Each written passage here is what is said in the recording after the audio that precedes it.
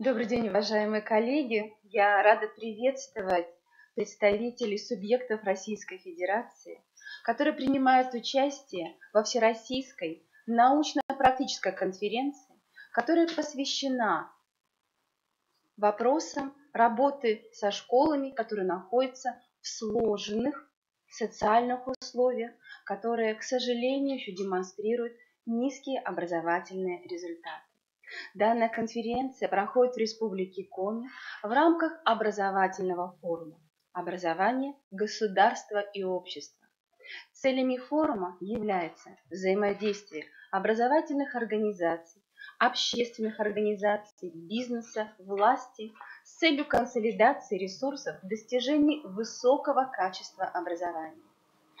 Форум был открыт 2 октября, и сегодня на площадках образовательных организаций Республики Коми обсуждаются вопросы и качества образования, и вопросы, связанные с новыми стратегиями управления образовательными организациями. И нам очень важно, что к нам подключены все муниципальные образования Республики Коми, а это 20 муниципальных образований. Общее количество педагогов в нашей республике 13 980, и сегодня более половины педагогических работников включены в проект Республики Коми «Эффективная школа». И сегодня в нашей онлайн-студии присутствуют представители муниципальных образований, активные участники данного проекта по поддержке школ, которые находятся как раз в условиях перехода в эффективный режим функционирования. Также я приветствую представителей Российской Федерации, а именно Смоленскую область, Вологодскую область, Воронежскую область, Рязанскую, Липецкую область, представителей Ставропольского края, Республику Мордовию, Республику Бурятия, город Калининград и город Москву. Именно сегодня, благодаря вашему участию, мы будем с вами обсуждать не только лучшие российские практики, но к нам будут присоединяться наши партнеры из штата Техас. И в завершении я очень надеюсь, что мы с вами действительно сможем продемонстрировать те практики, которые наработаны на уровне нашей республики, субъектов Российской Федерации, а также мы оценим и международный опыт. Сегодня все наши коллеги принимают участие в обсуждении резолюции нашей конференции. И я очень надеюсь, что многие из вас, участники нашей конференции, они выскажут предложения в резолюцию, которая как раз направлена на формирование новых стратегий управления нашими образовательными организациями. Сегодня в рамках форума Наталья Алексеевна Михальченкова, министр образования, науки и молодежной политики Республики Коми, с приветственным словом выступила и в адрес всех участников конференции. Главная задача конференции, на взгляд Натальи Алексеевны, это, конечно, демонстрация практик развития наших образовательных организаций, презентация модели регионального перевода школ с низкими результатами обучения и школ, которые функционируют в неблагоприятных социальных условиях, в эффективный режим функционирования. Мы очень надеемся, что при поддержке Министерства образования, науки и молодежной политики Республики Коми именно проект нашей республики «Эффективная школа» будет оценен и на уровне наших коллег, наших партнеров из Российской Федерации. Коллеги, итак, к нам присоединились уже все муниципальные образования. Мы видим наших непосредственных участников конференции в нашей онлайн-студии. Это коллеги из тех субъектов, которые я перечислила. Мы с вами работаем, начиная с 2 часов и завершаем приблизительно 18 часов по московскому времени. Мы определили регламент нашей работы. Это примерно по 10 минут на каждое выступление. И, коллеги, я думаю, что мы откроем нашу конференцию. Я думаю, именно с этого момента мы начнем уже демонстрировать наши практики. И позвольте мне открыть нашу конференцию выступлением о стратегии управления проектом «Эффективная школа» в Республике Коми. Уважаемые коллеги, мы все знаем, что развитие региональной системы оценки качества образования, конечно, определяет, что каждая образовательная организация, она оказывает влияние на преобразование. Преобразование в социуме и на преобразование на территории, на которой она находится. Начиная с прошлого года Республика Коми стала участником федеральной целевой программы развития образования, и в рамках данной программы отдельное внимание мы уделяем, конечно, мероприятию по повышению качества образования в школах с низкими результатами обучения и в школах, которые функционируют в неблагоприятных социальных условиях путем реализации региональных проектов и распространения их результатов. В контексте идеологии федерального проекта мы сформировали паспорт республиканского проекта «Эффективная школа». Цель нашего проекта – это создание эффективной модели адресной поддержки образовательных организаций с низкими показателями, ее апробация и дальнейшее внедрение в управленческую практику.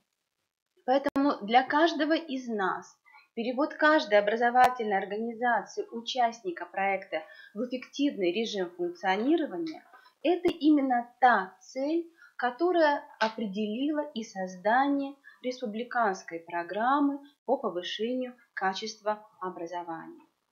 Для нас это приоритет нашей республиканской политики в сфере образования. Наша республиканская программа перевода школ в эффективный режим функционирования включает 4 направления деятельности. Конечно, это мониторинг, диагностика и контекстный анализ результатов оценки качества образования. Второе очень важное для нас направление – это повышение уровня профессиональной компетентности наших не только педагогических, но и управленческих кадров. Третье направление, которое появилось уже в этом году, это создание системы адресной методической поддержки школ с низкими результатами обучения, школ, которые функционируют в сложных социальных условиях. Ну и, конечно, особое внимание мы уделяем совершенствованию системы государственно-общественного управления в данных школах. Конечно, хочется вам представить образовательный ландшафт нашей республики, потому что мы, когда определяли для нас именно этот контекст, мы обозначили, что, к сожалению, большому именно вот этот контекстный анализ, он не всегда достаточно точно изучается для того, чтобы потом принимать правильные управленческие решения. Что же характеризует наш образовательный ландшафт? Мы все знаем, что в Республике Коми низкая плотность населения, у нас большая доля образовательных организаций, которые находятся в сельской местности, это 53% от общего количества образовательных организаций.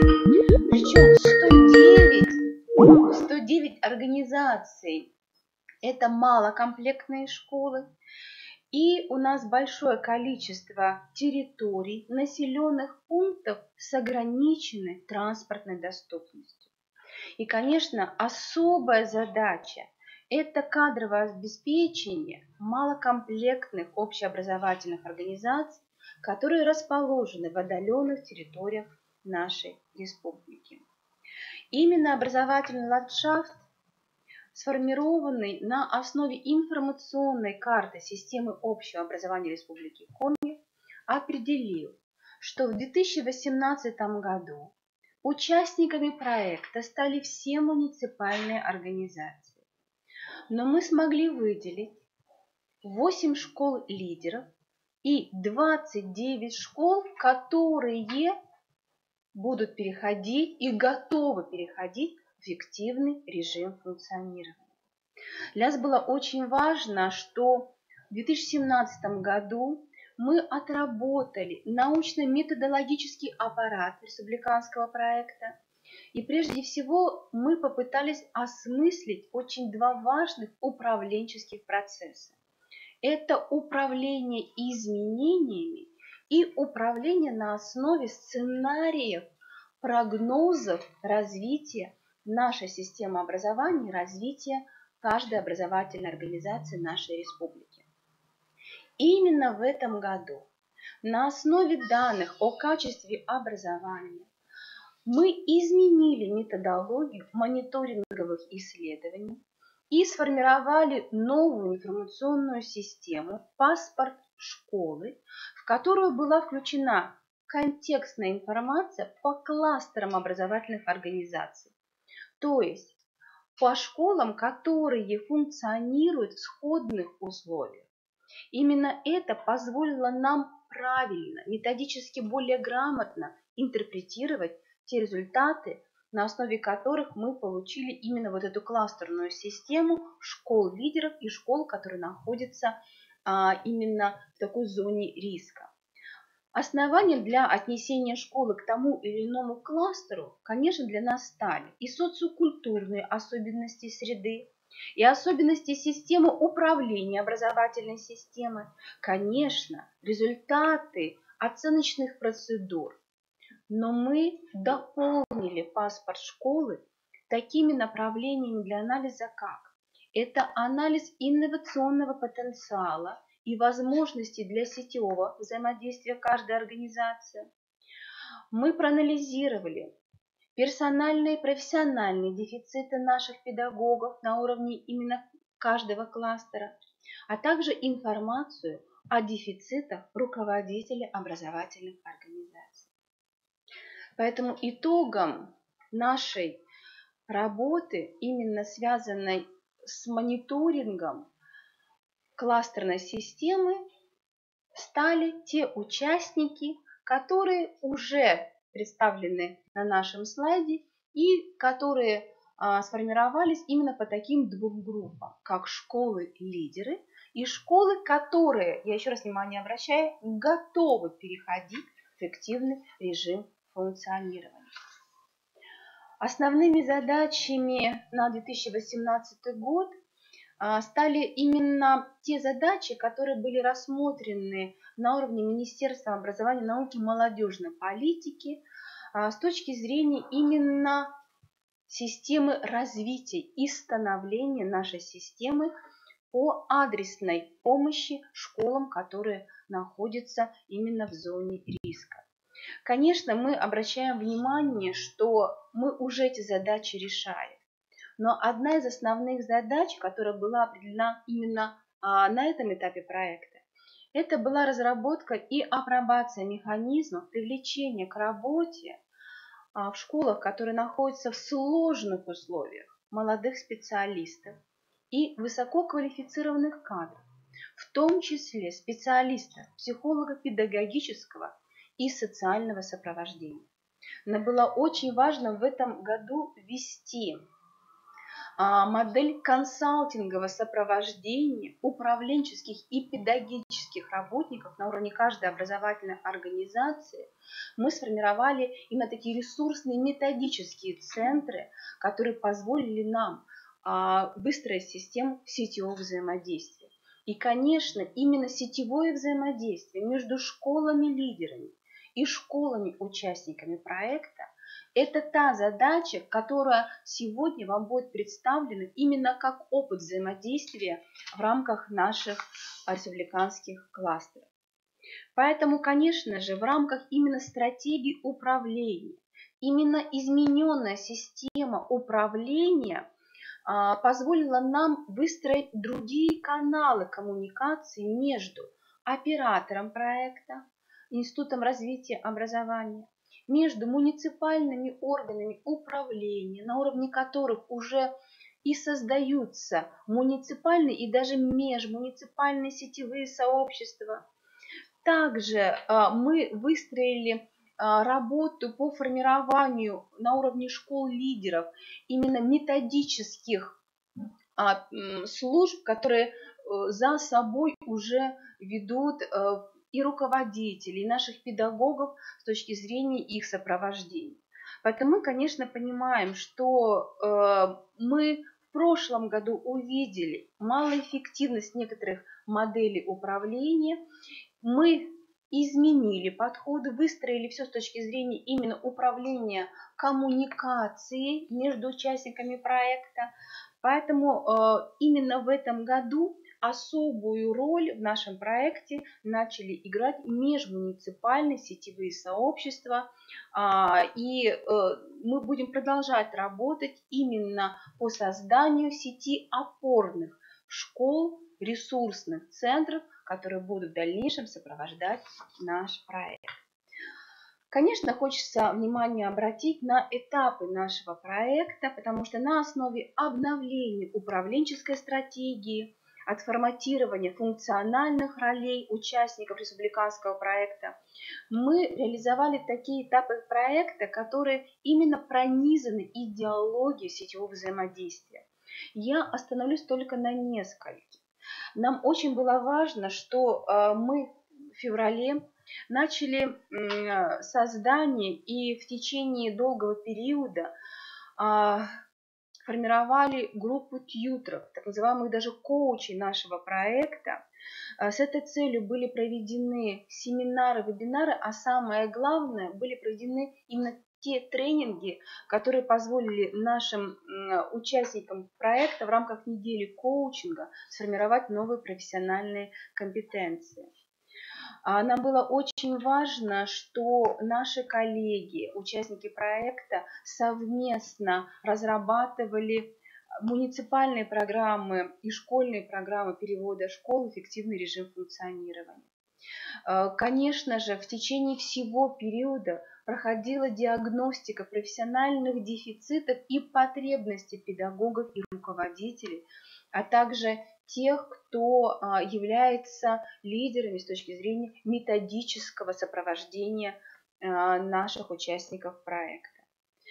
Очень важно, что в рамках именно очных сессий с нашими участниками проекта мы совместно провели международный семинар, который носил название «Точки роста» и эффективный учитель для эффективной школы. Это было проведено в рамках такой летней школы, которая включала как раз два этапа. Это очный международный семинар и далее включение наших коллег именно в летнюю сессию, такую курсовую подготовку, которую мы проводили уже на новой нашей платформе «Мобильный методик». Это только некоторые события нашего проекта. Конечно, хочу сказать и о круглых столах, и о семинарах, вебинарах, которые проходили и с участием представителей нашего Министерства образования, науки и молодежной политики, с участием международных федеральных экспертов, представителей Российской академии образования, наших партнеров из Московского педагогического государственного университета. И, конечно, именно все эти события проекта, я еще раз хочу внимание обратить, они были направлены на то, что формируются команды. Муниципальные команды, школьные команды. И действительно, благодаря именно изменению системы управления, формированию именно тьюторского сопровождения школ-лидеров и школ-участников проекта, мы вышли и на очень интересный результат.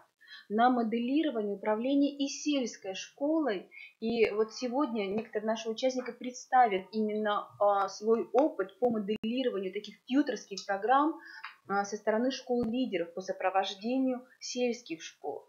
Нам очень важно, что каждый наш участник проекта стал непосредственным, с одной стороны, и разработчиком, потому что важны были профессиональные идеи, а с другой стороны, наши коллеги стали и участниками нашей интерактивной площадки «Эффективная школа». Вы видите адрес данной площадки. Это интерактивная онлайн-площадка сетевого взаимодействия всех участников проекта. Дан был старт площадки этой платформе 1 июля 2018 года.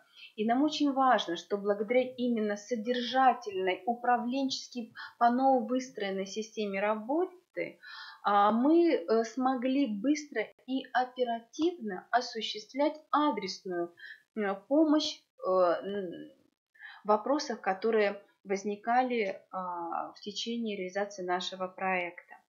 Именно на данной площадке представлена актуальная информация о событиях проекта. представлен прямой доступ к курсам повышения квалификации, представлено документационное и методическое обеспечение нашего проекта. Нам очень важно, что именно данная платформа, она позволила действительно по-новому взглянуть на вопрос управления коммуникацией. Мы, конечно, еще будем оценивать результативность, но самое важное, что на сегодняшний день все муниципальные наши команды подключены к данной платформе, и есть возможность создания на этой площадке и не только форумной части, а создания и новых проектов, которые представлены уже в программах развития каждой школы. Также на этой платформе представлена и наша новая технология. Как мы говорим, это такой инструментарий, который оперативно может выявлять профессиональные дефициты наших педагогов. Данная диагностика для всех наших коллег, участников проекта, является бесплатной. Эта диагностика тоже размещена как инструмент на платформе «Мобильный методист». И она выстроена на основе выявления профессиональных дефицитов по 4 компетенциям. По предметной компетенции, методической компетенции, психолого-педагогической компетенции и коммуникативной компетенции. Именно в рамках нашего проекта мы сформировали новый реестр программ повышения квалификации именно на основе проведенной диагностики профессиональных дефицитов и с учетом результатов различных оценочных процедур. Мы начали реализацию проекта «Адресная методическая поддержка школ достижения предметных результатов». Этот проект как раз нацелен был на разработку обновленных курсов повышения квалификации и на включение в курсы повышения квалификации всех педагогов, руководителей, участников проекта. Именно летняя дистанционная школа, которая тоже представлена на платформе «Мобильный методист», мы считаем, что это уже как элемент этого сервиса, стартовала тоже в июле этого года. То есть кроме очных курсов, мы уверены, что в рамках формального и неформального образования именно эта летняя дистанционная школа, которая доступна каждому участнику проекта, она позволила повысить уровень профессиональных компетенций, которые необходимы нашим коллегам. На уровне именно уже Института развития образования были сформированы методические рекомендации по проектному управлению, а также по формированию модели эффективной школы с точки зрения построения воспитательной системы. Ну и, конечно, нам очень важно, что впервые на уровне методических рекомендаций мы рассмотрели и дали именно как основу для действий каждому управленцу это рекомендация по выявлению профессиональных дефицитов. Поэтому эти 3 методических рекомендации, они тоже представлены на нашей платформе «Мобильный методист». Конечно, я представила не только событийный ряд, но нам было очень важно показать, что каждое событие, оно сегодня по-новому осмысленно в рамках нашего проекта. Мы действительно сегодня говорим об обновлении стратегии управления данным проектом. Для нас была главная задача, как я уже говорила, именно создать многоуровневую модель, республиканскую, муниципальную, школьную модель, именно на основе сетевого взаимодействия, на основе именно того кластерного подхода, который в этом году позволил нам вывести школы-лидеры, позволил нам создать межмуниципальные сообщества. И, конечно, именно данная стратегия управления, она направлена прежде всего на результат, на школьную эффективность, которая должна обеспечить наши системные изменения только при согласованных действиях и при выработке подходов к сотрудничеству всего нашего профессионального педагогического сообщества. Сегодня в выступлениях наших коллег из нашей республики мы будем заявлять именно о наших результатах, потому что мы считаем, что нам удалось сформировать центры методического информационного сопровождения наших образовательных организаций. Мы считаем, что школы-лидеры – это опорные школы, но самое важное, что в рамках эффективной школы мы не стали разделять школы с низкими результатами и школы, которые показывают высокие результаты. Мы все работаем в едином образовательном пространстве, поэтому мы считаем, что все школы – это участники единого проекта. Мы все переходим в эффективный режим функционирования. И мы находимся именно в этой единой системе, которая позволяет нам формировать единое сетевое профессиональное сообщество, формировать именно сети наших образовательных организаций и, конечно, получать тот результат, который прежде всего связан с качеством образования. Мы повышаем качество нашего образования в каждой школе участники нашего проекта. Коллеги, большое спасибо. Спасибо, что вы принимаете участие в нашей конференции. И позвольте мне после моего вступительного слова с представлением именно подходов нашей республики передать слово нашему партнеру, нашему федеральному эксперту Марине Ефимовне Вайндорф-Сысоевой, которая еще в феврале и марте работала с нашими коллегами, с нашими тьютерами, коучами и формировала у них те важные профессиональные компетенции, которые были важны для обновления системы нашей работы.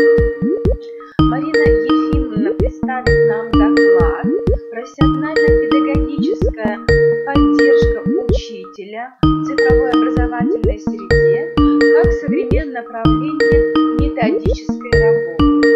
Коллеги, Марина Ефимовна к нам подключается, и мы будем передавать ей слово. Уважаемые коллеги, Марина Серафимовна действительно очень много представила во время недели коучинга по информационных методических материалах, благодаря которым мы смогли, я еще раз хочу сказать, выстроить и наши курсы повышения квалификации. Нам удалось вместе с Мариной Ефимовной включиться в работу по созданию именно школьных команд лидеров. И мы Марину Ефимовну именно знаем как федерального эксперта. И нам очень приятно, что Марина Ефимовна сейчас будет к нам подключаться.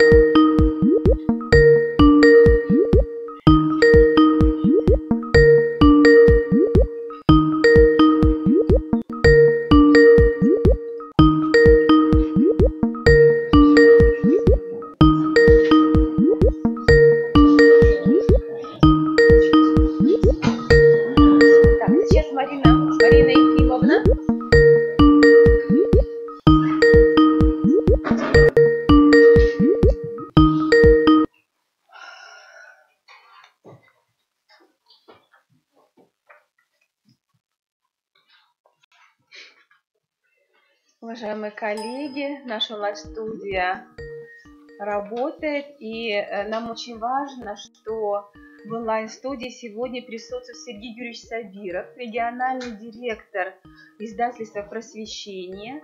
И Марина Ефимовна сейчас так будет подключаться, и я, наверное, передам слово Сергею Юрьевичу, который будет выступать именно с комплексным предложением для повышения качества образования, мы об этом сегодня говорили уже, и опыт реализации возможностей развития каждой образовательной организации.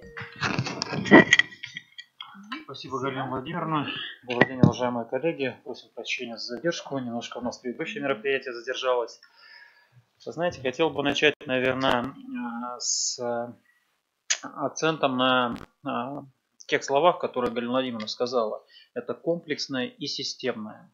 И, наверное, это самые важные слова во всех проектах, которые издательство «Просвещение» и группа компаний «Просвещение» сейчас делает на территории ряда субъектов Российской Федерации. Я знаю, что у нас в подключении находятся и нас слышат другие субъекты, но не с этой целью говорю, а просто хочу привести в пример некоторые субъекты. Это и Калининградская область, и это Мансийский автономный округ и Новгородская область, где действительно выстроена системная работа для того, чтобы наши дети, сдавая экзамены, не переживали, какой балл, какую оценку они получат и как в дальнейшем их судьба будет от этого зависеть, а чтобы они подготавливались к государственной итоговой аттестации, зная и будучи уверенным, что это будет высокий балл, и чувствовали себя спокойно. Потому что, как бы мы вот ни говорили, достаточно большой эффект зависит от того, как дети идут. Как они идут на экзамен, будучи уверены в своей готовности. Если сейчас говорить о комплексности и системности, то на сегодня на совещании руководители органов исполнительной власти, присутствовали муниципальные органы управления образования, и каждый из них получил информацию в виде флешки, где есть ряд наших проектов. Я бы хотел на 3 проектах сконцентрироваться и вкратце рассказать о них. Я не буду делать презентацию. Тем, кому интересно, контакты я чуть позже свои скажу. Первый проект – это проект, связанный с повышением качества математического образования, которого мы начинаем реализацию на базе Института Республиканского с октября месяца. Издательство «Просвещение» предоставило бесплатно 1500 комплектов, это примерно 4500 экземпляров для 11-классников для подготовки к математике базовой. И это не просто учебники или пособия, которые мы раздали, это и подготовка на базе института педагогов, руководителей методических служб, методистов, как работать с пособиями и как с помощью этих пособий подготовить детей. Сегодня Наталья Алексеевна в своей презентации на коллегии показывала цифры и динамику цифр по республике Коми. К сожалению, есть вещи, которые являются зонами роста, есть вещи, которыми, конечно, стоит гордиться, но количество деток, которые не преодолели минимальный порог, количество сдавших на 2-3, извините за эту терминологию, оно увеличивается.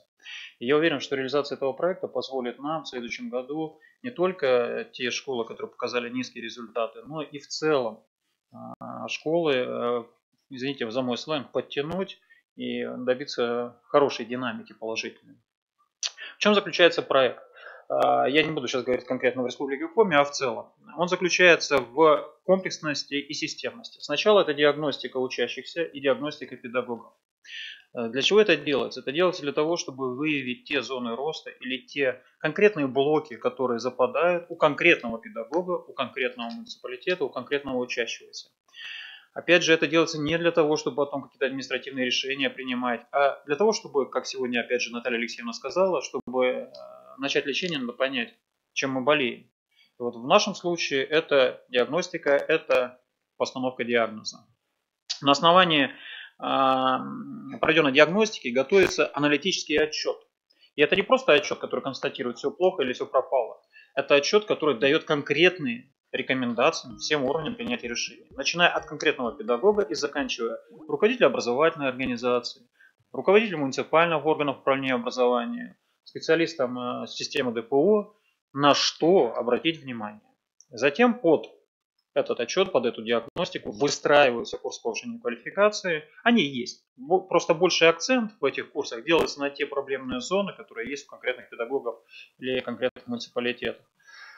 Это что касается математики. Второй наш проект, который мы предлагаем обратить внимание, сконцентрироваться на нем, это подготовка учителей, детей к обязательному экзамену по английскому языку в 2020-2022 году. В 2020 году это у нас пилотные вещи, 2022 год это обязательность по всей России. Разработчики КИМов, которые являются в том числе нашими партнерами в этом проекте, я фамилии не буду называть, вы всех знаете на федеральном уровне, и те исследования, которые проводились, показывают, что сегодня, если мы сегодняшним днем запустим этот обязательный экзамен, это может привести к очень нехорошей ситуации. И диагностика, которая была проведена нами в других субъектах, показывает, я вчера на одной из площадок эти цифры приводил, что порядка 40% педагогов не сдали сами. Мы не говорим тогда уже про тех детей, которые они учат. 10% не пришли на диагностику. Аргументы были различные. Мы заслуженные педагоги, мы очень долго работаем, зачем нас оценивать, почему мы не хотим. Мы считаем, что мы все знаем и на хорошем уровне находимся. Часть людей говорила о том, что мы понимаем, что мы не зададим, зачем нам мучиться, унижаться, мы не придем. Извините, были преподаватели физкультуры, которые почему-то обучают детей английскому языку. Причина, конечно, тоже понятна, особенно если это удаленная территория или нехватка педагогов.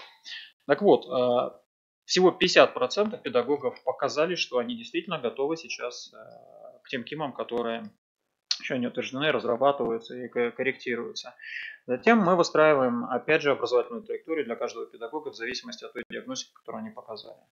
Есть конкретные компетенции, есть номера, и в презентации это все у нас указано. Сразу скажу, я не лингвист, поэтому здесь останавливаться подробно на этом не буду. И после этого мы проводим курс повышения квалификации в соответствии с теми показанными зонами роста на базе структур ДПО. Я отдельно это хочу отметить, что мы ни в коей мере не стараемся подменить, а уж тем более заменить наш институт развития образования и повышения квалификации. Это только совместная работа. Никаких желаний прийти и забрать всех педагогов у нас нет и быть не может. Мы это не справимся ни физически, ни морально, ни материально, прошу прощения. Это что касается английского языка. Ну и, конечно, исходящее тестирование, так называемое, которое показывает, насколько результат каждый педагог изменил свой. Огромная просьба руководителям, которые присутствуют, либо слышат меня, не ждать, не надеяться, что руководители органов управления образования субъекта сделают этот проект, оплатят его, они его принесут на блюдечке. Не надо этого ждать. Выходите, инициируйте эти проекты. Тем более, что сегодня, опять же, извините, что третий раз к этому обращаюсь, Наталья Алексеевна сказала, можно сидеть ждать, что случится чудо, а можно взять и поработать с этим проектом. Я сдам ЕГЭ, английский язык, чтобы потом в конце года приятная неожиданность была, а не неприятная. И третий проект, тоже, на мой взгляд, достаточно интересный и приоритетный, с Академией народного хозяйства разработанный. Это проект, связанный с управленческими командами школ и муниципалитетов. И как показывают примеры некоторых субъектов, проблема-то не в педагогах зачастую. Проблема в том, что очень большой объем информации, большой объем задач, которые стоят, не позволяет правильно распределять приоритеты, не позволяет правильно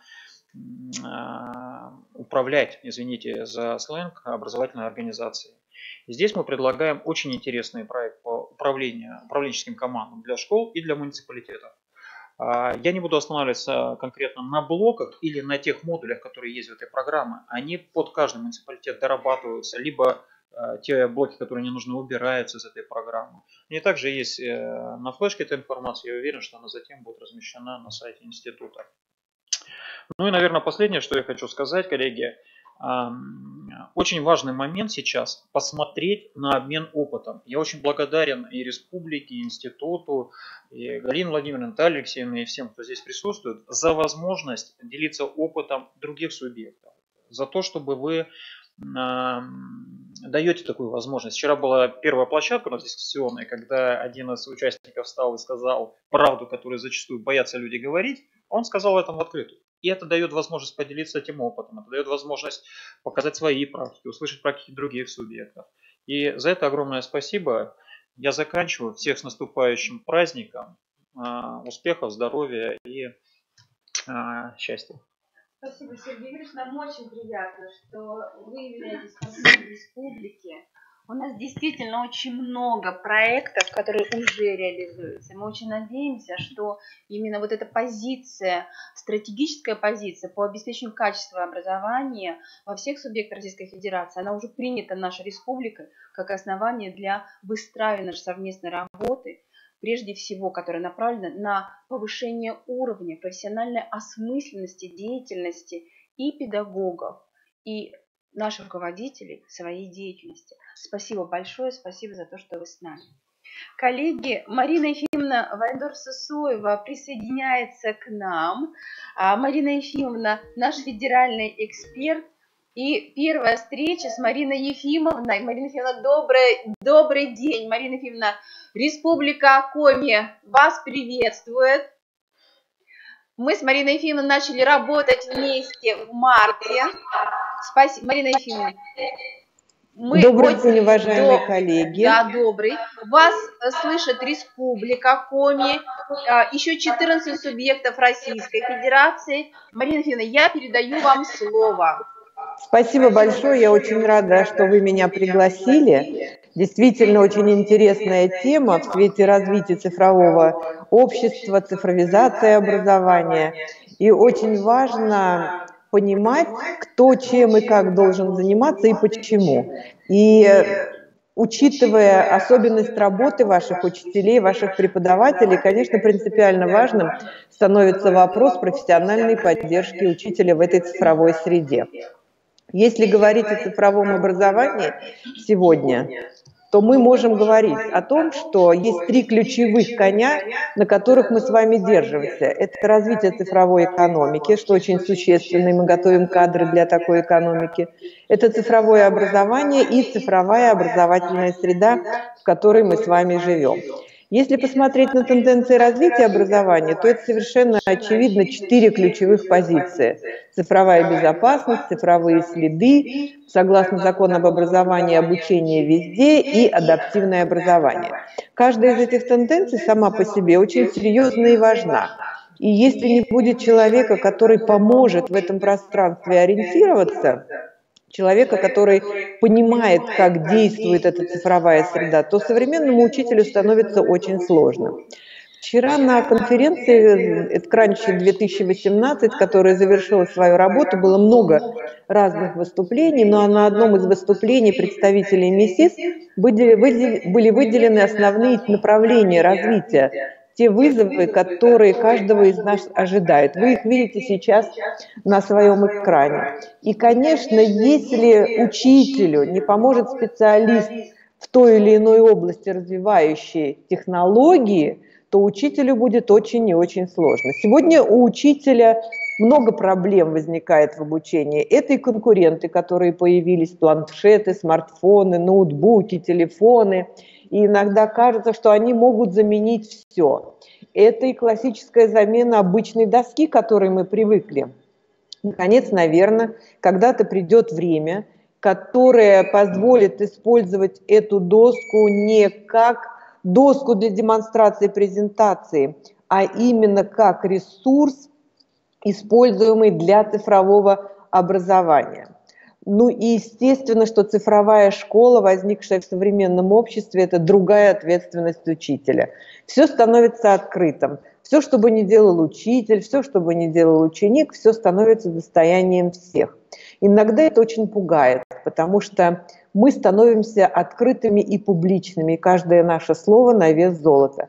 С другой стороны, это абсолютно нормальное поведение учителя, потому что он всегда работал для общества. Но новая ответственность налагает и определенные обязанности. Цифровая школа позволяет по-другому систематизировать знания. Мы сегодня можем не просто вот так красиво складывать папочки, как на этом слайде, а мы можем всю информацию, полезную информацию, необходимую, складировать в цифровой образовательной среде, и в любой нужный момент такой информацией можем воспользоваться. Каждый из нас знает, что вышел и был подписан совсем недавно новый национальный проект образования. Этот национальный проект образования выделил ключевые направления развития. Я сегодня только о некоторых скажу. Например, такая область в национальном проекте образования, которая называется технологии. Посмотрите, российский учебник по исследованиям Высшей школы экономики привел такую интересную статистику. Красным обозначено то, что делают обучающиеся на уроках технологии, а зелененькие вкладочки – это то, чем бы дети хотели заниматься. И вы видите, что чем бы они хотели заниматься, например, 3D-печать, то, что сегодня актуально, компьютерная графика, анимация, программирование, электроника – это все меньше и меньше времени занимает на этом уроке технологии. Потому что действительно концепция технологической части, предметной области технологии на сегодняшний день еще недостаточно разработана. И это очень важно. На нашей кафедре работают специалисты под руководством заведующей Марины Львовны Субачевой, которые как раз и занимаются разработкой концепции по технологическому образованию, и для учителей всех образовательных организаций предлагают серию вебинаров, посвященных наполнению этой среды. Вот в частности, 10 октября это ближайший вебинар, который будет по основам робототехники, включенным в предметную область технологии. Участие бесплатное, доступное, пожалуйста, приходите. Национальный проект в части цифровой образовательной среды. Мы здесь с вами должны разобраться для себя, что такое информатизация, что такое цифровизация. И надо понимать, что цифра в наших новых словах, которые появились, обозначает символ передачи сигнала. На первой картинке, на первом графике вы видите аналоговый сигнал, который, казалось бы, передается без перерывов, но с большими потерями и искажениями, как наблюдается на этом графике. Когда мы говорим о цифровом сигнале, мы предполагаем, что это четкие дискреты, которые имеют меньше потери, выше качества. Поэтому сегодня все стремятся к тому, чтобы сигнал передавался таким образом, и поэтому образование называют цифровым, обучение цифровым и так далее. Следующий важный момент, важное направление – это направление «Учитель будущего». Мы с вами себя представляем в самых разных ракурсах. Обратите внимание, как будто бы мы должны делать, уметь все. Но так ли это верно? И должен ли учитель уметь делать все? С другой стороны, достаточно много средств для профессионального развития учителя сегодня. И эти возможности предоставляются именно средствами цифровой образовательной среды, которая приглашает каждого для участия. Есть интересное направление, новые возможности для каждого. Это как движущийся поезд. В любой момент можно в него запрыгнуть и учиться, учиться и учиться. Причем выбирать для себя именно то направление, именно то углубление, которое полезно для меня и для каждого из нас в определенный этап жизни. Мы развиваем серию курсов повышения квалификации дистанционных для учителя, для преподавателя. Вот один из них стартовал, проектирование учебного процесса. В ноябре, в начале ноября стартует другой курс «Методика дистанционного обучения», который ведут профессионалы именно с целью нивелирования этих ниш, которые не заполнены. Кроме этого, пользуясь возможностью, я тоже приглашаю вас на конференцию, которая проводится только виртуально. Конференцию «Виртуальная образовательная среда», она начинается с понедельника, и вы можете на нее зарегистрироваться. Я глубоко убеждена, что сегодня учителя должны очень серьезно заниматься своей предметной областью. Кстати говоря, в апреле на совещании в Калининграде методистов России было отмечено, что самый низкий результат учителя сами в тестировании показывают в своих предметных областях. Поэтому это схоже с моей позицией, что нужно учителям, предметникам глубоко заниматься своим предметом. А вот цифровым методистам рассказывать и показывать, как можно предмет этот включать в цифровое образование. Тогда такой конгломерат может дать хороший результат, и в этом случае мы сможем добиться эффективного результата и в обучении. Потому что сегодня для этого все есть. У вас есть профессиональные методисты, есть возможности для того, чтобы мы могли с вами встречаться, есть возможности для включения каждого учителя в цифровое пространство для открытия нового, неизвестного раньше или невозможного по сущности включения ресурса в учебный процесс. Поэтому, на мой взгляд, это очень существенно и важно. Надо развивать систему подготовки методистов, которые бы могли поддерживать учителя и в послекурсовой период, когда учитель вроде бы отучился, получил удостоверение, приезжает на свое рабочее место и начинает пытаться использовать ресурсы. А они, как практика показывает, не сразу отдаются в наши руки. И вот здесь тоже нужен этот цифровой методист, который бы помог поддержать учителя в самый трудный и нужный момент. Поэтому я думаю, что направление очень интересное и очень важное, и нужно его развивать. Если есть вопросы или будут вопросы, я готова на них ответить. Спасибо. Спасибо, Марина Ефимовна. Мы работаем в онлайн-режиме, и при возможности мы вам обязательно вопросы дадим уже в нашем чате. Марина Ефимовна, еще раз благодарю вас от имени Республики Коми, от имени именно Министерства науки и молодежной политики нашей республики, от имени Республиканского института развития и образования, что вы приняли участие в нашем проекте «Эффективная школа». Вы нам очень важны как федеральный эксперт, и вы сегодня именно представили те направления, такие идеологические направления развития нашей системы профессионального, даже непрерывного профессионального образования. Спасибо вам за ваши рекомендации, за ваши установки. Нам очень приятно, что вы вместе с нами. Спасибо. Спасибо большое. Спасибо. До встречи. До встречи. Уважаемые коллеги, мы действительно сегодня говорим, что мы работаем в едином образовательном пространстве, и к нам подключаются уже субъекты Российской Федерации, которые будут представлять опыт обеспечения качества образовательной среды и управления. Нам очень важно, что Кольцова Ольга Станиславовна, наш давний партнер, ректор Смоленского областного института развития и образования, сегодня вместе с нами. Я знаю, что данная область уже давно реализует проект по поддержке школ с низкими результатами обучения, школ, которые функционируют в сложных социальных условиях.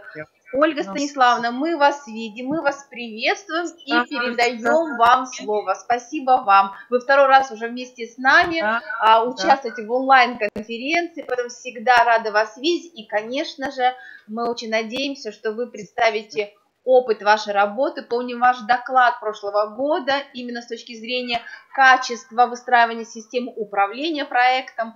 Поэтому, конечно, будет очень приятно, что сегодня вы выступаете с темой, которая волнует и нас. Это муниципальный образовательный центр, как ресурс поддержки и развития муниципальной системы образования. Добрый день, коллеги. Смоленщина приветствует Республику Коми. Уважаемая Галина Владимировна, в вашем лице я приветствую всех тех коллег, которые собрались в аудитории. Действительно, мы их узнаем, аудиторию. Мы очень рады возможности выступить. Добрый день, коллеги, все те, кто сидит во втором, третьем ряду. Мы вас всех видим и очень рады. Смоленщина приветствует Республику Коми и своих коллег из Республиканского института развития образования.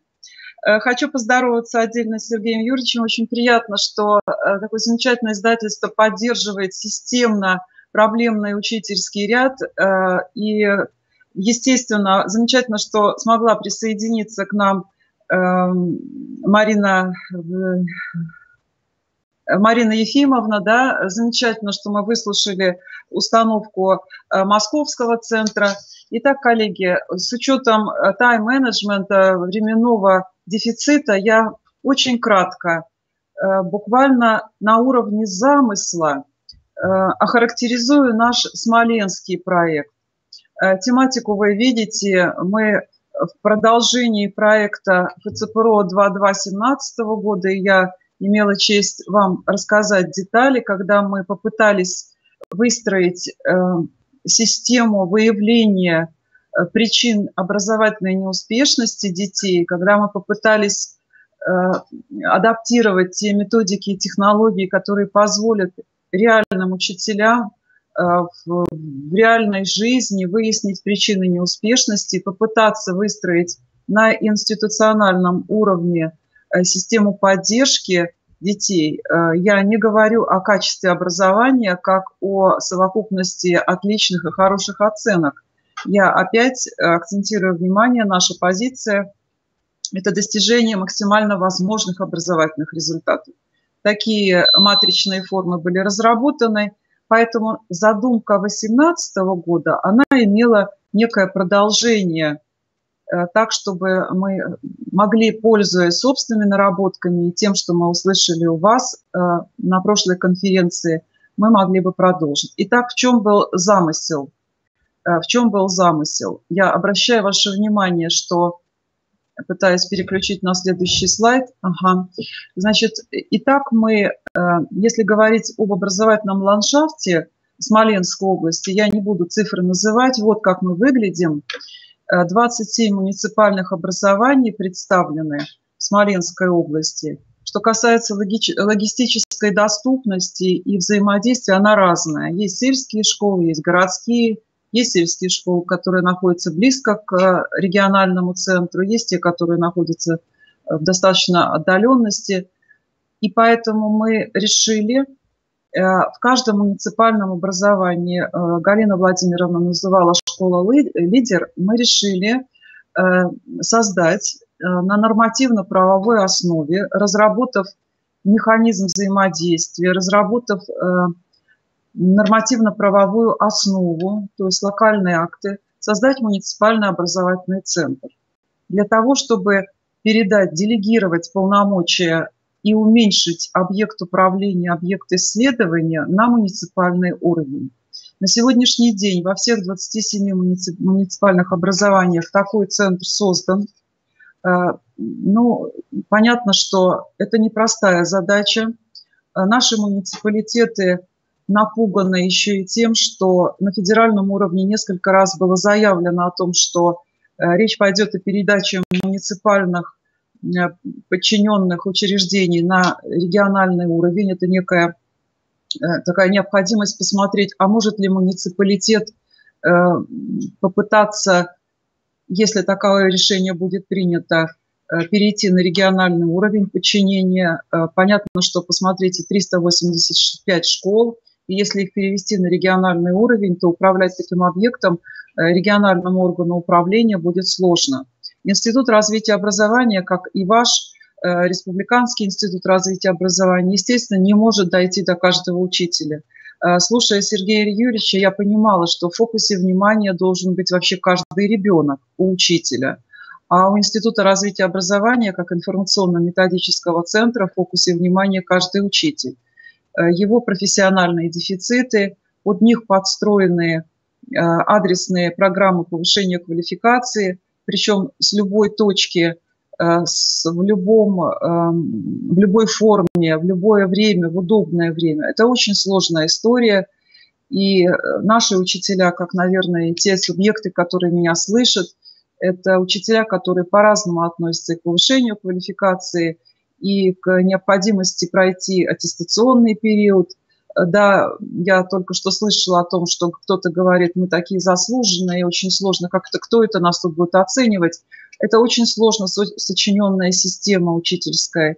И трогать ее, что-то предлагать, оно должно быть идти во благо, а не на усложнение профессионального поля. Я попрошу техника переключить слайд, у меня не получается. Итак, в чем суть задумки? Я сейчас очень кратко попытаюсь охарактеризовать наш замысел без представления событийного ряда. Его можно посмотреть на сайте института, с ним можно познакомиться, созвонившись с нами. Пока результатов работы мы не предлагаем с учетом временного режима, я только, еще раз повторюсь, замысел.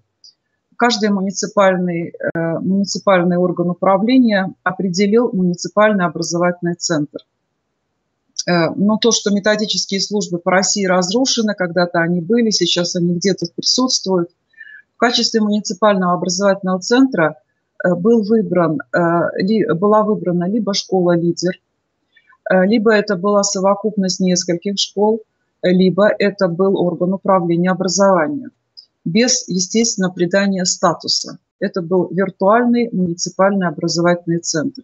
Мы разработали вот тот спектр позиций, который представлен перед вами.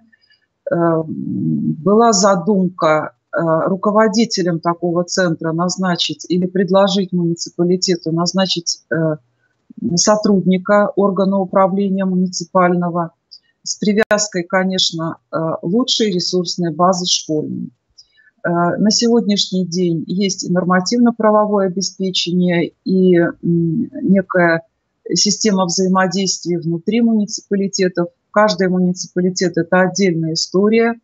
Где-то в эту сеть были включены учреждения дополнительного образования, где-то это были иные структуры, опускаю сейчас детали. Но каждый муниципальный образовательный центр, его замысел, идея, помощь в детализации изучения и особенностей школ. Это может быть городская школа, но она может работать в сложных социально-контекстных условиях. А может быть малокомплектная школа, которая показывает хороший результат образовательный.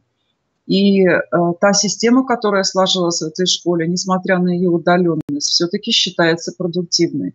Более того, с учетом работы муниципальных образовательных центров появилась возможность детализации изучения школы с точки зрения вообще наличия кризиса в этой школе. И тогда рассматривался вариант антикризисного управления. Для того, чтобы все это определить, естественно, нужны педагоги-психологи, и социальные педагоги. Это серьезное, системное, очень аккуратное, внимательное изучение.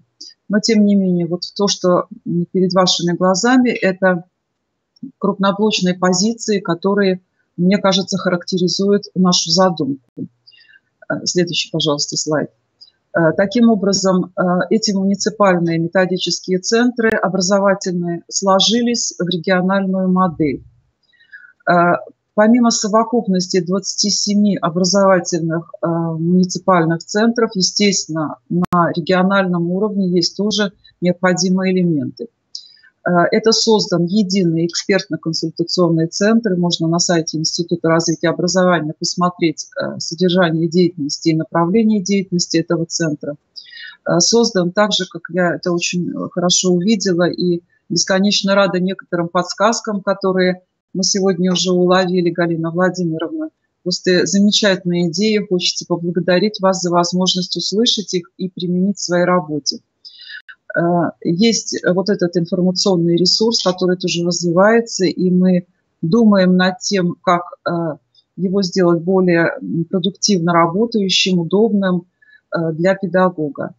Ну, стандартные позиции, я не буду, наверное, их называть, они есть в любом институте развития образования. Это оказание помощи в повышении квалификации и, собственно, повышение квалификации сотрудникам тех школ, которые у нас в проекте. А так получилось, что у нас в проекте абсолютно все школы Смоленской области, поскольку это такая системная инновация, которая, как оказалось, нужна.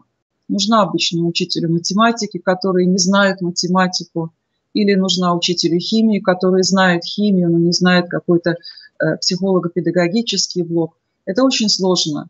И хотелось бы, чтобы наши совместные действия были направлены не на отчет по проекту 2.2, а направлены были на одну из целевых установок, которые были указаны президентом Российской Федерации в последнем указе. Да, это развитие личности на основе духовно-нравственных ценностей, свободной личности.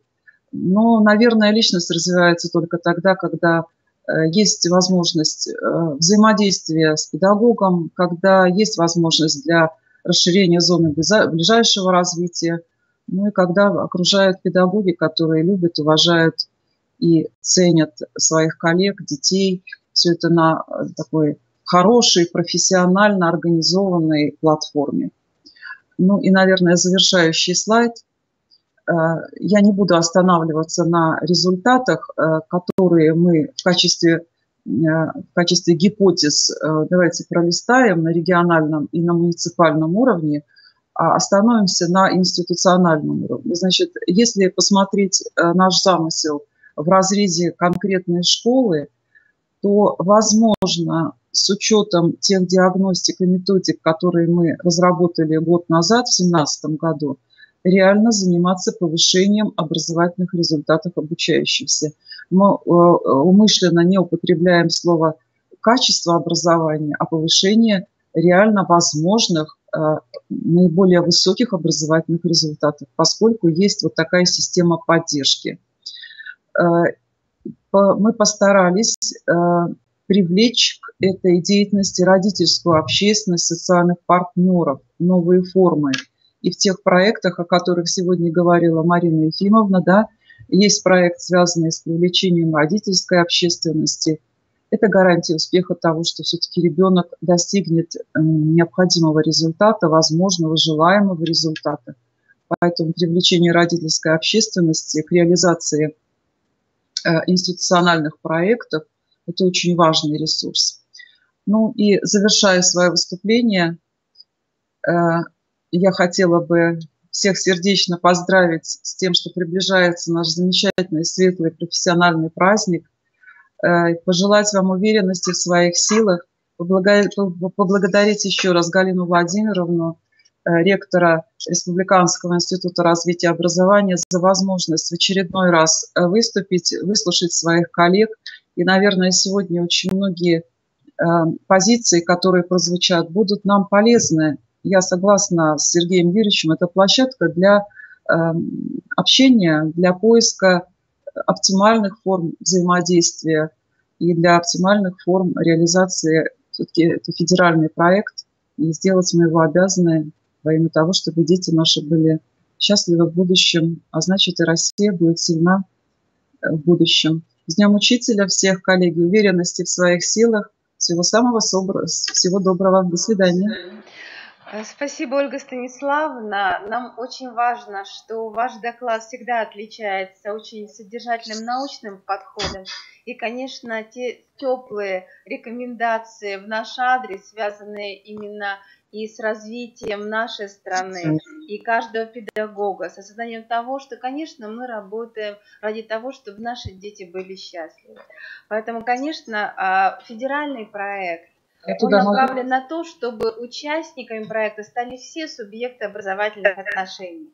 И педагоги, и родители, и местные сообщества. И, конечно же, мы все стараемся, чтобы наши дети демонстрировали более высокие результаты, именно образовательные результаты, и стоят в основе именно тех вопросов, которые мы сегодня обсуждаем. Образовательный результат нашего ребенка.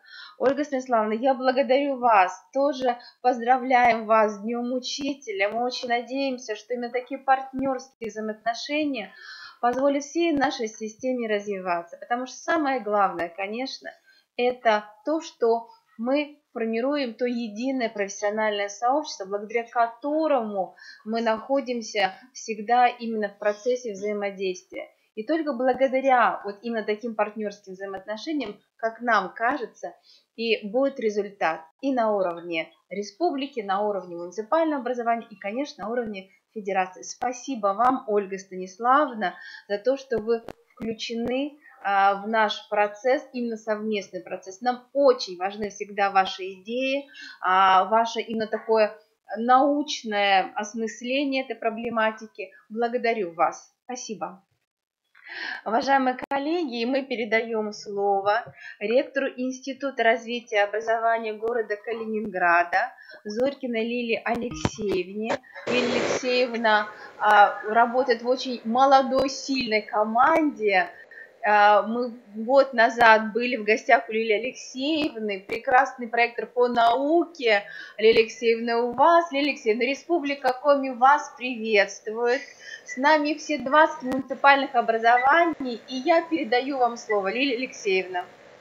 Галина Владимировна, город Калининград также вас приветствует. Я также благодарю за приглашение, и мне очень отрадно, что все те докладчики, все те регионы, которых я уже услышала, работают в одном поле.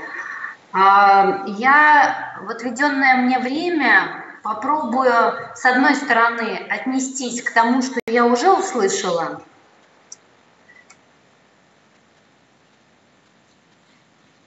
Мы вас слышим, мы вас видим и слышим.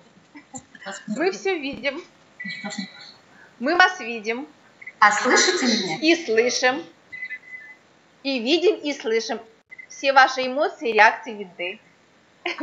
Мы вас видим, а вы нас не видите, да? Нет, я просто слышу фон. Мы очень хорошо вас слышим. Отлично, тогда я продолжу. Да. Сначала пару слов отнесусь к тому, что я услышала. Я благодарю Ольгу Станиславовну из Смоленской области о том, что она сказала замечательные слова. Конечно, наша цель не отчет по проекту 2.2, а наша цель, чтобы все то, что мы с вами наработали в рамках этого проекта, было максимально устойчивым. И вот здесь явно нащупываем мы болевые точки. Это, Галина Владимировна сказала, создание коммуникаций и сетей между профсообществом. Ольга Станиславовна, соответственно, муниципальные службы. И здорово, если у них получается создавать разрушенное. Сергей Юрьевич напомнил нам, наверное, о самой нашей большой боли – это уровень учителей. И приближающего праздника я бы, наверное, призвала всех не увлекаться этими учителей и их дефицитом. Потому что это, с одной стороны, понятная точка проблемная, с другой стороны, решение мы с вами. Если Сергей Юрьевич шел чудесные курсы повышения квалификации, после которых все наладится, то здорово, и мы ищем компанию просвещения, я думаю, что это мы сегодня понимаем, что ряд учителей разные дефициты. И если мы говорим о них, то нам нужны комплексы. Это и высшее педагогическое образование, квалификационный экзамен там. И это может быть вопрос нагрузки и так далее, и так далее. Поэтому мне хотелось бы призвать нашу сферу. Понятно, мы знаем про. Может быть, те, кто работает вместе с нами, наших партнеров. Если мы знаем проблематику, то хотя бы сводить к тому, какие у нас очень грамотные учителя, которые не знают своей предметной области. Они разные у нас. Уж если мы говорим о не очень успешных учителях, то давайте хотя бы приводить примеры сильных учителей, учителях, которых у нас достаточно. И вот та же конференция EdCrunch 2018, она показала, что ряд учителей очень современные и очень на высоте. Я сейчас переключу на слайд, соответственно, на несколько слов о нашем проекте. Собственно, я хотела этим поделиться с вами по заявленной теме. А чем живет Калининград в рамках проекта 2.2? Скажу, что у нас хорошо встроился в региональный проект, который мы не случайно назвали «Школа эффективного роста». Вот мне кажется, здесь зафиксирована главная наша цель, которую мы выбрали. В рамках этого проекта нам важно создать условия для устойчивых изменений. И вот пока передо мной докладчики говорили, то я бы здесь дополнила эту строчку. Создать условия для устойчивых изменений в существующих условиях, с имеющимися ресурсами. Потому что мы понимаем, что у нас, может, есть ресурсы, а так вообще ресурсы появятся. И здесь мы видим, вот я выделила даже цветом, во всех шагах управления, да, я буду говорить, как мы управляем, планирование, организация, содержание нашей деятельности. Я бы выделила отдельно это мотивация. Сегодня я уже услышала, когда мы говорим о выстраивании коммуникационных процессов, об их устойчивости. И мы здесь четко ощутили, если директор школы и коллектив школы не сформировать положительную мотивацию, то наши усилия, они, правда, не дадут. Потому что если учитель прошел замечательные курсы, но он не хочет или не понимает, зачем менять деятельность, то на детях это может не отразиться. И вот мы взяли себе задачку в рамках этого проекта выделить школы, которые, как мы понимаем, имеют высокие результаты, проблемные. Но нам важно было сформировать в этом сообществе определенные стимулы развития. И, как нам кажется, за 2 года нам удалось. Если брать реальные результаты, то мы видим устойчивость и изменение результатов учащихся. В частности, фиксируем уменьшение количества неудовлетворительных результатов наших показателей до нуля. И, конечно, мы видим стремление к увеличению доли качества образования в этих школах. Каким образом получается выстраивать изменения в этих школах? Еще раз повторюсь, дополнительных ресурсов в школе, во всяком случае, у нас на этот проект не выделяется. Но практика такова, что с имеющимися ресурсами, если замотивировать директора, можно двигаться в сторону изменений. У нас точно получилось отработать с изменением учебного процесса. Тот анализ, о котором вы говорили, он имеет место. Мы все научились мерить, а теперь учимся, что делать с имеющимися измерениями. И нам удалось в 28 школах с низкими результатами прийти к осознанию, что нельзя учить сильного ребенка и слабого в одном классе с одинаковыми задачами, имеющихся ресурсов. Они пытаются развести этих детей в неурочка, это понятно, они научились делать это и в учебной деятельности. Самая сложная задача – это малокомплектных школ. Но у нас тоже здесь есть. И мы выходим на такие сюжеты, как учитель из одной школы может реализовывать программу в другой школе, разные совершенно сюжеты. Вот эти шаги можно сделать только тогда, еще раз повторюсь, когда директор такую задачку ставит. И нам удалось сформировать вот это сообщество. Кто-то из докладчиков сказал, что мы не разделяем слабые школы и сильные. Мы тоже вроде не разделяем, но это разное. И нам удалось вот этих школы, которые с низкими результатами, завести туда те инновации, которые можем демонстрировать. Если школа с высокими результатами поедет в слабую школу за некоторым уникальным опытом, вот тогда статус директора, он тогда растет. Вот на такую задачу мы будем. Мне кажется, у нас это получается. И на что я еще хотела обратить внимание, очень важно продвижение как инновационных, в той мере, в которой это возможно. Потому что если мы все время будем говорить о низких результатах, то, правда, это не стимул. А вся информация о проекте, которая есть у нас, размещена на нашем сайте. Он обозначен здесь внизу слайда. И, соответственно, путь, как пройти на страничку про проект. Здесь есть все те моменты, о которых я хотела бы сегодня сказать, то, что изложила на слайде. Думаю, что мое время завершилось, поэтому еще раз благодарю всех.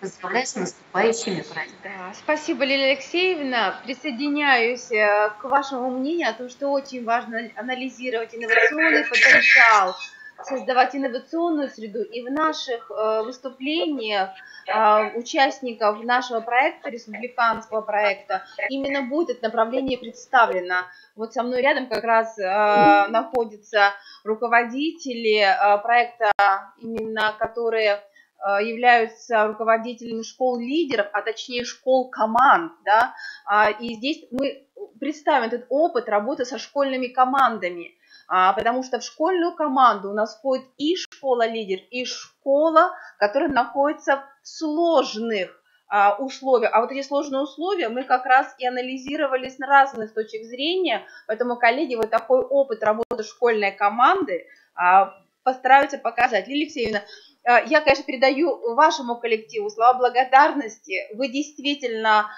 формируете именно то единое профессиональное образовательное пространство. Спасибо каждому коллеге, который сегодня вместе с нами принимает участие в различных проектах, вебинарах, семинарах.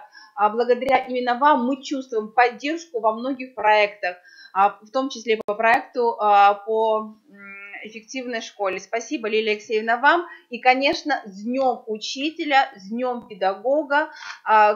Каждый из вас, я знаю, что имеет опыт преподавательской деятельности. И от Республики Коми самые наилучшие пожелания процветания городу Калининграду. Спасибо. Уважаемые коллеги, мы передаем слово Саазонтовой Ольге Вячеславовне. Это Липецкий институт развития образования. Ольга Вячеславовна, заведующая кафедрой управления образовательными системами. И нам очень важен опыт Липецкой области. Я очень надеюсь, что Ольга Вячеславовна выйдет с нами на связь.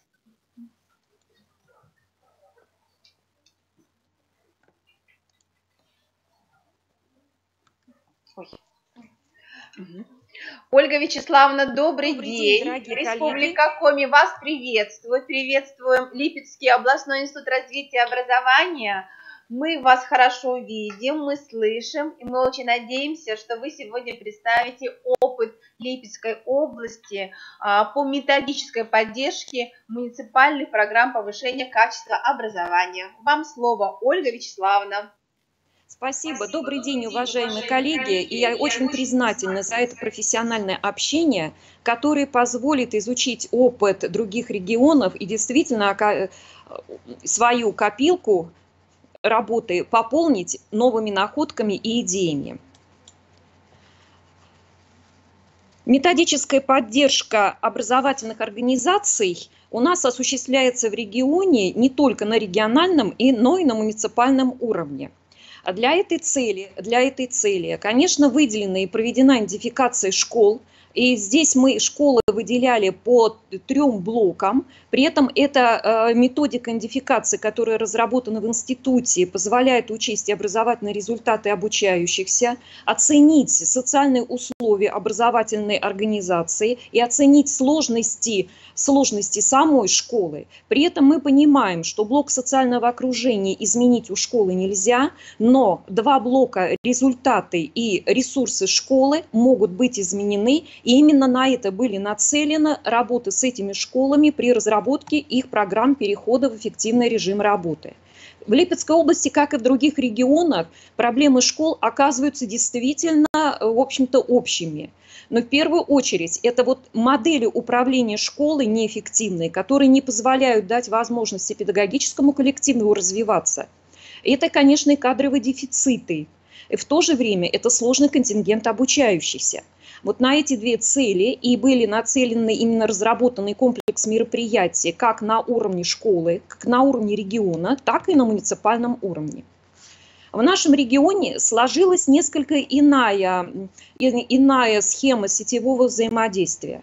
Мы, в общем-то, увидели в своей практике, что довольно-таки распространенная модель, когда образовательная организация, участник региональной программы поддержки школ с низкими результатами обучения, школ, находящихся в сложных социальных условиях, начинает сотрудничать с достаточно сильной школой-лидером, а в нашем регионе это региональные инновационные площадки, она очень продуктивна. Но при этом мы увидели ее ограниченность, так как многие технологии, в первую очередь управление образовательной организацией, работы педагогов не могут быть полностью перенесены в школу, которая находится в совершенно иных условиях.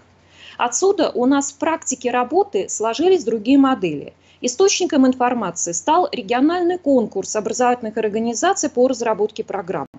Они были не только оценены и определены лидеры, но в то же время по анализу этих программ мы смогли выстроить взаимодействие школ-коллег. То есть школы объединены и работают над теми проблемами общими, которые у них сложились, хотя территориально они находятся в разных условиях.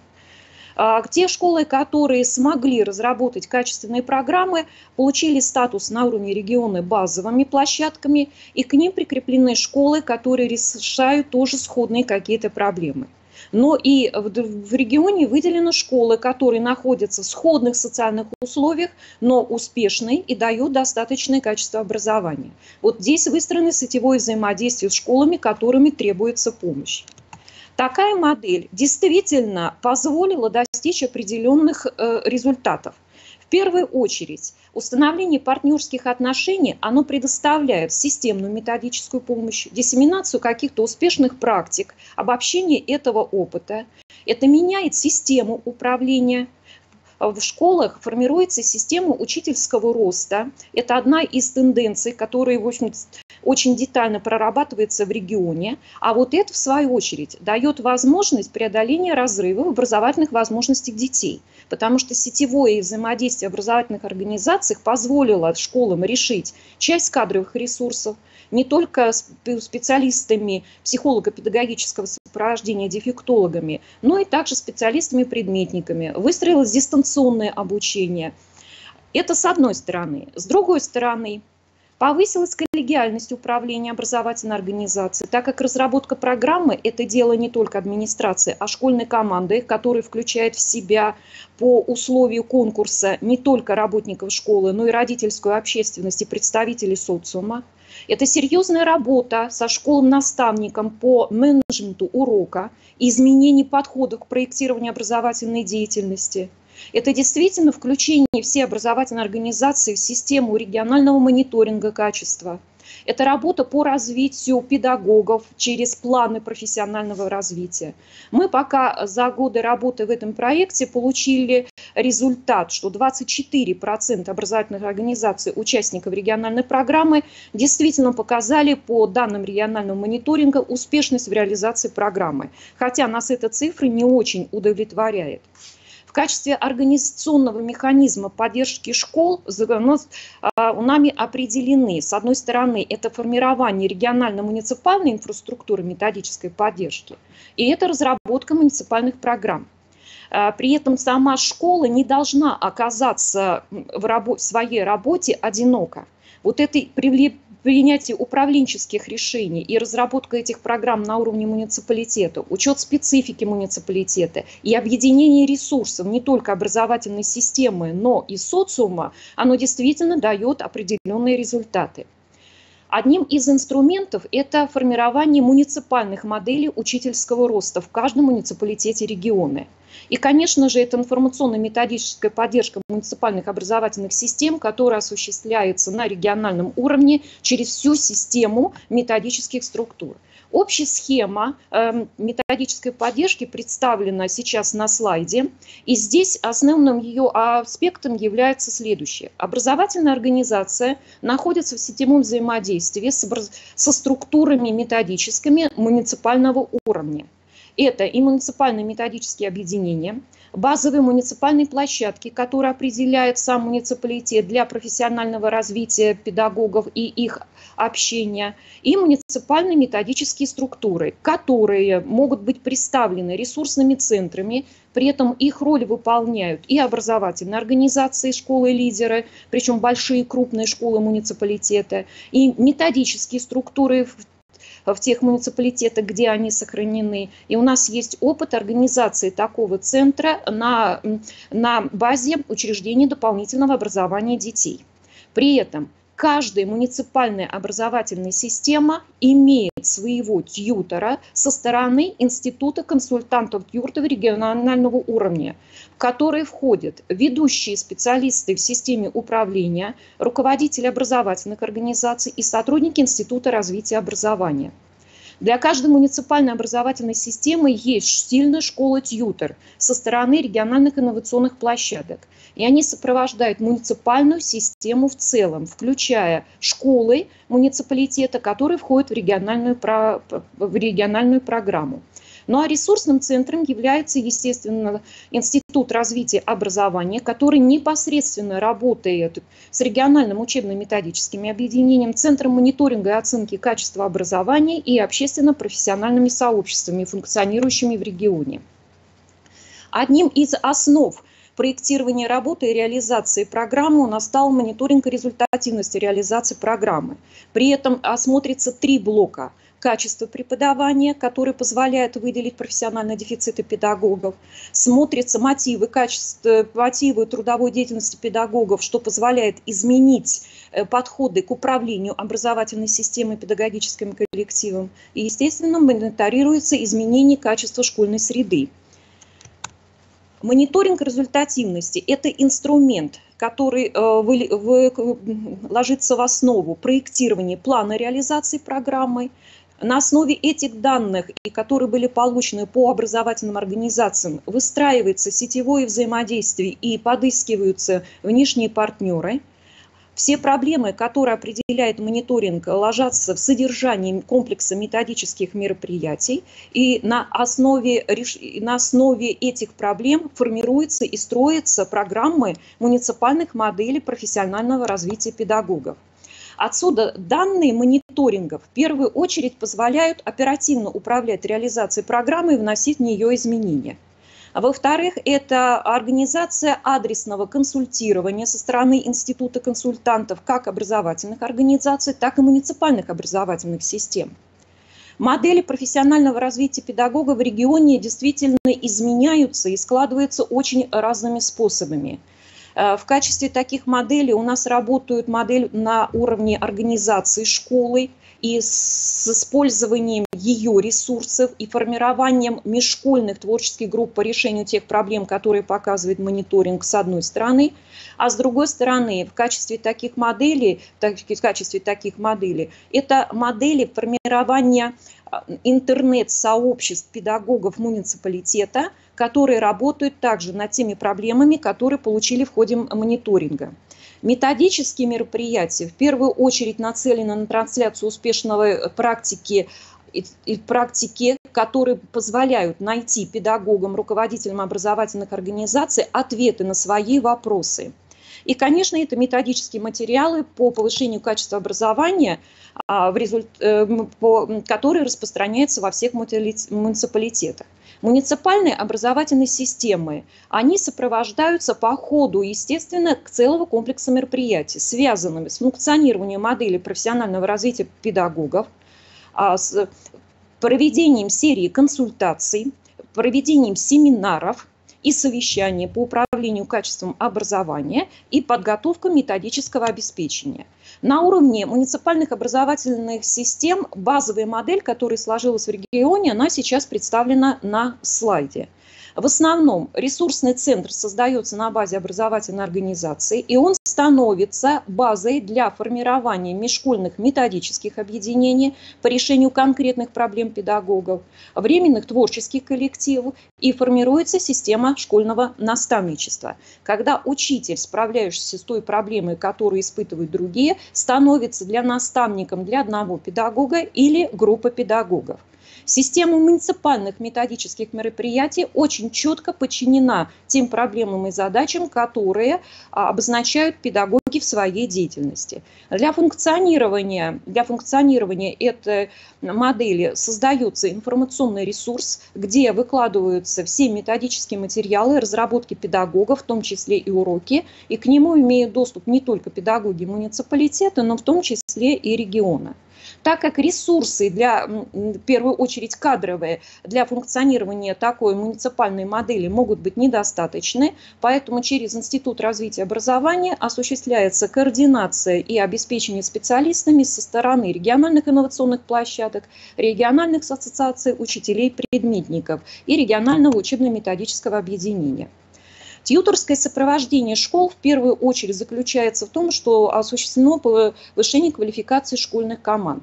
И программа повышения квалификации носит адресный характер и учитывает в первую очередь те проблемы, с которыми сталкивается образовательная организация.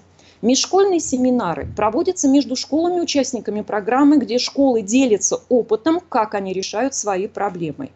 Единой создается методическое поле между школой-тьютором и региональной инновационной площадкой и школой-участником программы, в том числе в целом муниципальной образовательной системы, что позволяет проводить совместные методические мероприятия, педагогические советы, методические советы и снимать ряд вопросов и проблем.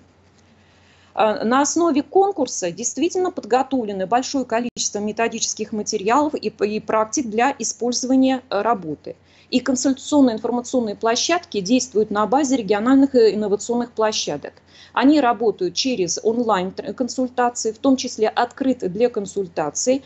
И на сайте нашего института представлены темы, по которым дают эти инновационные площадки и консультации, и любая образовательная организация может обратиться за помощью и получением методических материалов.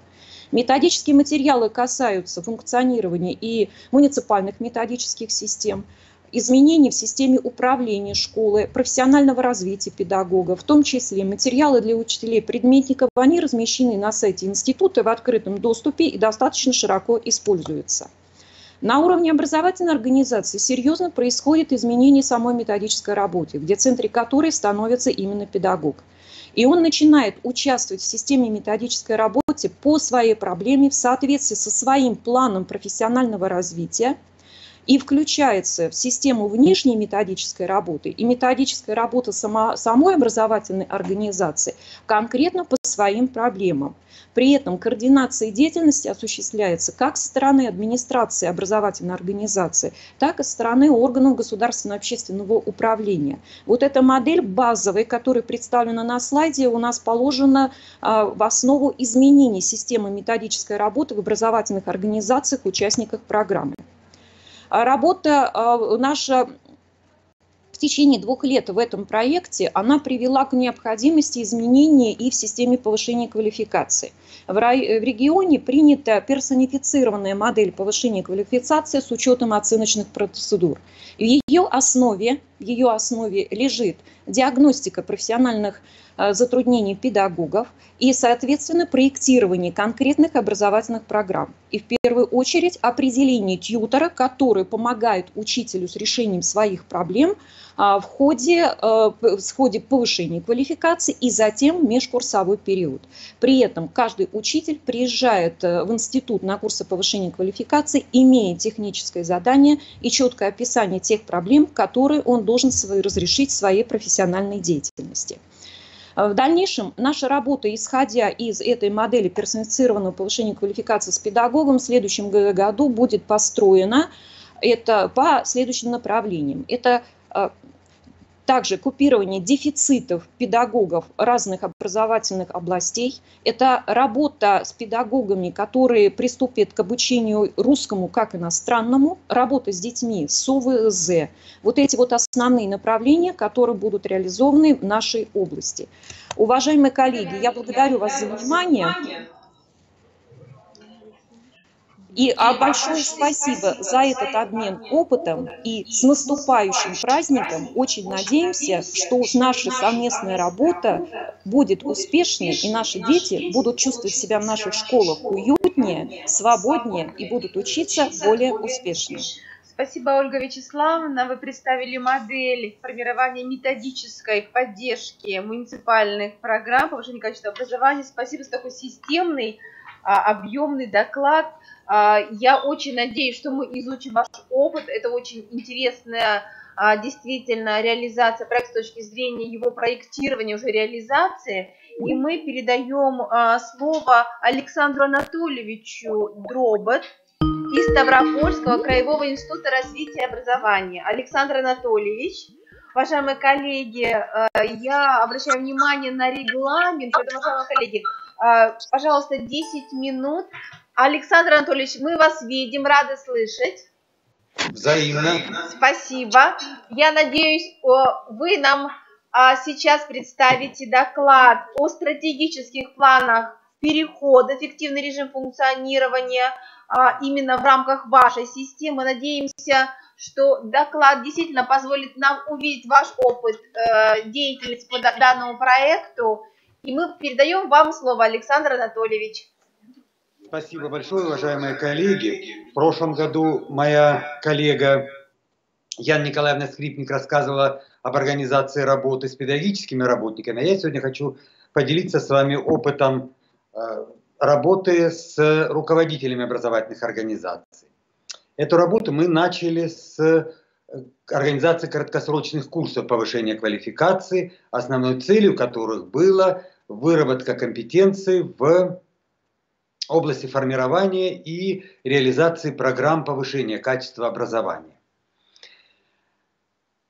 После того, как эти курсы прошли, каждая из участвующих в проекте школ разработала такую программу. Наши эксперты эти программы изучили и дали им оценку, дали рекомендации по их изменению. И вот те итоги изучения, анализа программ я и хотел бы сегодня вам представить. Я думаю, надеюсь на то, что те проблемы, которые выявили мы, может быть, помогут и вам вот увидеть проблемы в своей работе. И первое, с чем мы столкнулись, и о чем хотелось бы сказать, это осознание наличия существующей проблемы. Дело в том, что мы, к удивлению своему, заметили, что большинство руководителей образовательных организаций не видят положение своей школы как проблему. То есть как человек, у которого болит зуб.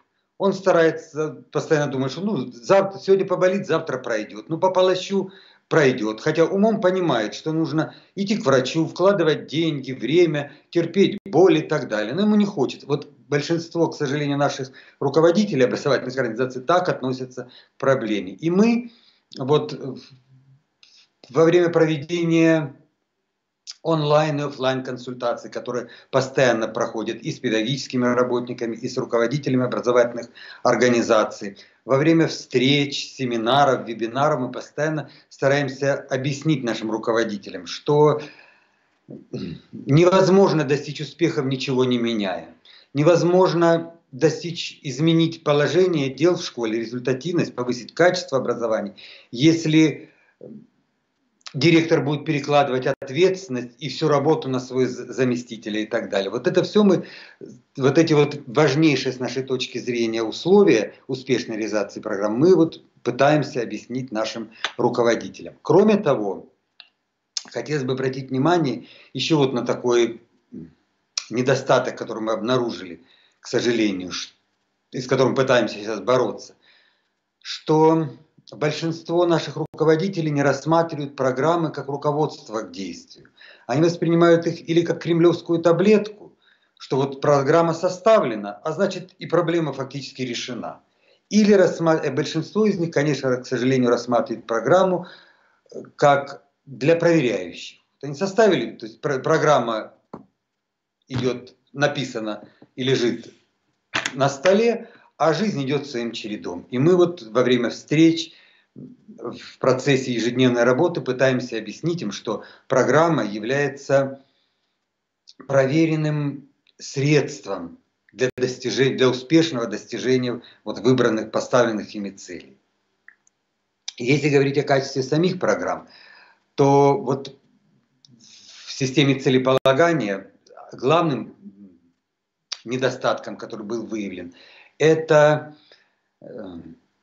неумение интерпретировать факторы. То есть, в общем, как видно на слайде, большая часть руководителей, они вообще выделяют эти факторы, могут сформулировать, выделить факторы и так далее. Но, к сожалению, показать, каким образом факторы могут быть использованы для решения стоящих перед ними проблем, или как минимизировать факторы, они, к сожалению, не могут. При формировании дерева целей, то есть при поиске путей выхода из ситуации или достижения целей, нужно сказать, что большинство руководителей, большинство педагогических коллективов смогли сформулировать направление действия в соответствии с поставленными задачами. А далее логику мероприятий, чтобы логика мероприятий соответствовала логике задач и направлений, здесь, к сожалению, на 5, если можно так применить такую терминологию, справились только 17%. То есть и это мы тоже пытаемся объяснить нашим руководителям, довести до их сознания, что нельзя достичь цели, если ты не прокладываешь к ней путь, не видишь ясного пути, которым можно достичь ту цель, которую ты ставишь.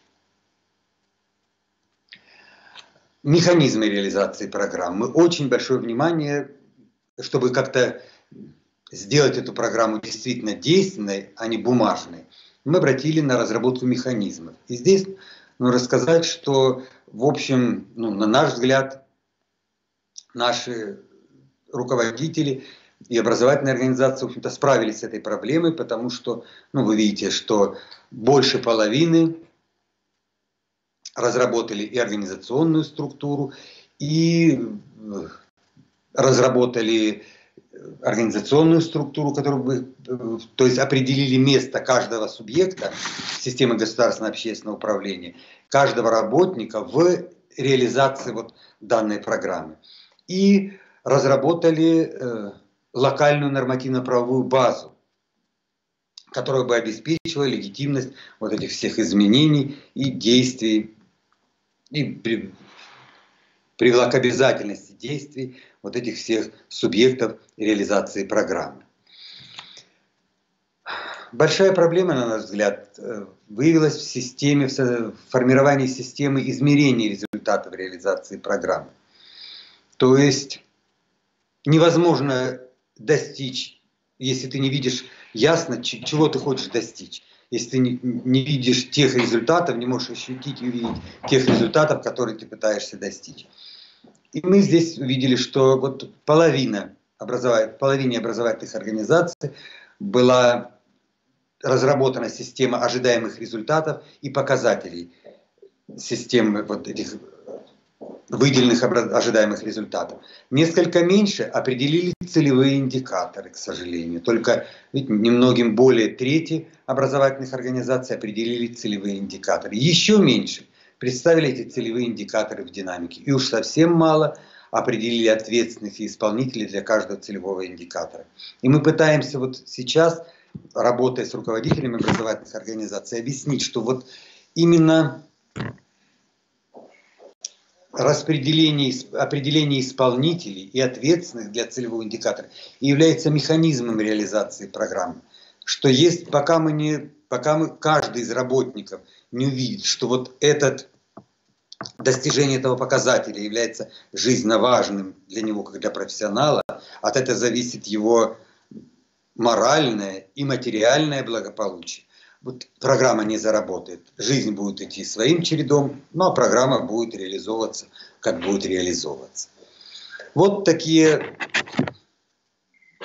проблемы мы увидели в планировании работы по повышению качества образования. Спасибо, Александр Анатольевич. Действительно, мы тоже осознаем, что это проблемное поле и для нашей республики. Спасибо, что вы провели исследования. Я очень надеюсь, что мы можем использовать в дальнейшем именно ваши выводы для работы с нашими руководителями. Действительно, это общее проблемное поле, и то, что вы работаете с руководителями, и именно как с объектами исследования, это очень важно для систематизации нашей деятельности.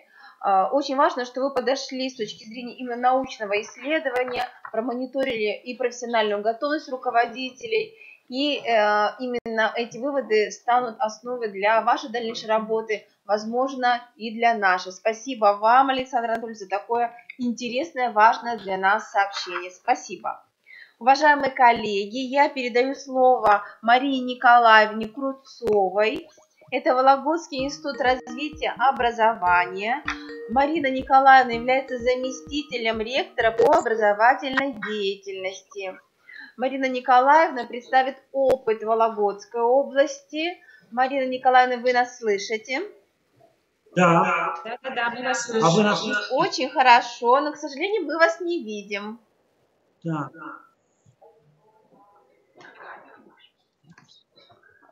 Марина Николаевна, вам слово. Мы видим вашу презентацию. Презентацию мы видим. Марина Николаевна, к сожалению, не видим вас, но надеемся, что мы вас услышим. И я думаю, что можно начинать работу. Презентацию мы видим. Да. Здравствуйте, уважаемые коллеги. Спасибо за приглашение, Галина Владимировна, за возможность участвовать в таком семинаре межрегиональном. Безусловно, это символично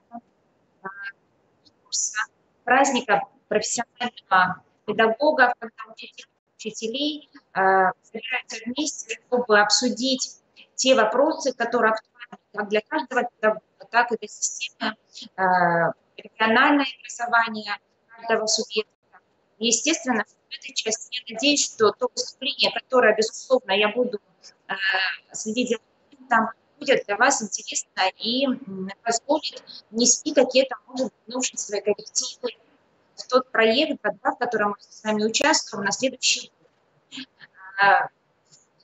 Безусловно, Вологодская область как регион, который находится на северо-западе Российской Федерации, по своей образовательной конфигурации очень похож на многие субъекты, в том числе, я думаю, что Республику Коми, на Смоленскую область, когда в нашем регионе 53 школы и 62% этих школ – это сельские школы, из них примерно половина малокомплектные школы. И анализ результатов последних года показывает, что успешность детей сельских школ по математике, русскому языку значительно ниже, чем в городских школах.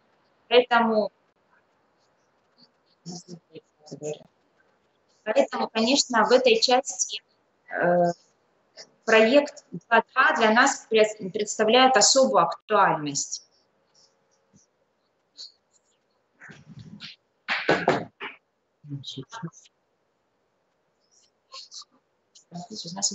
Остановлюсь на тех особенностях, которые характерны для реализации проекта в нашем регионе.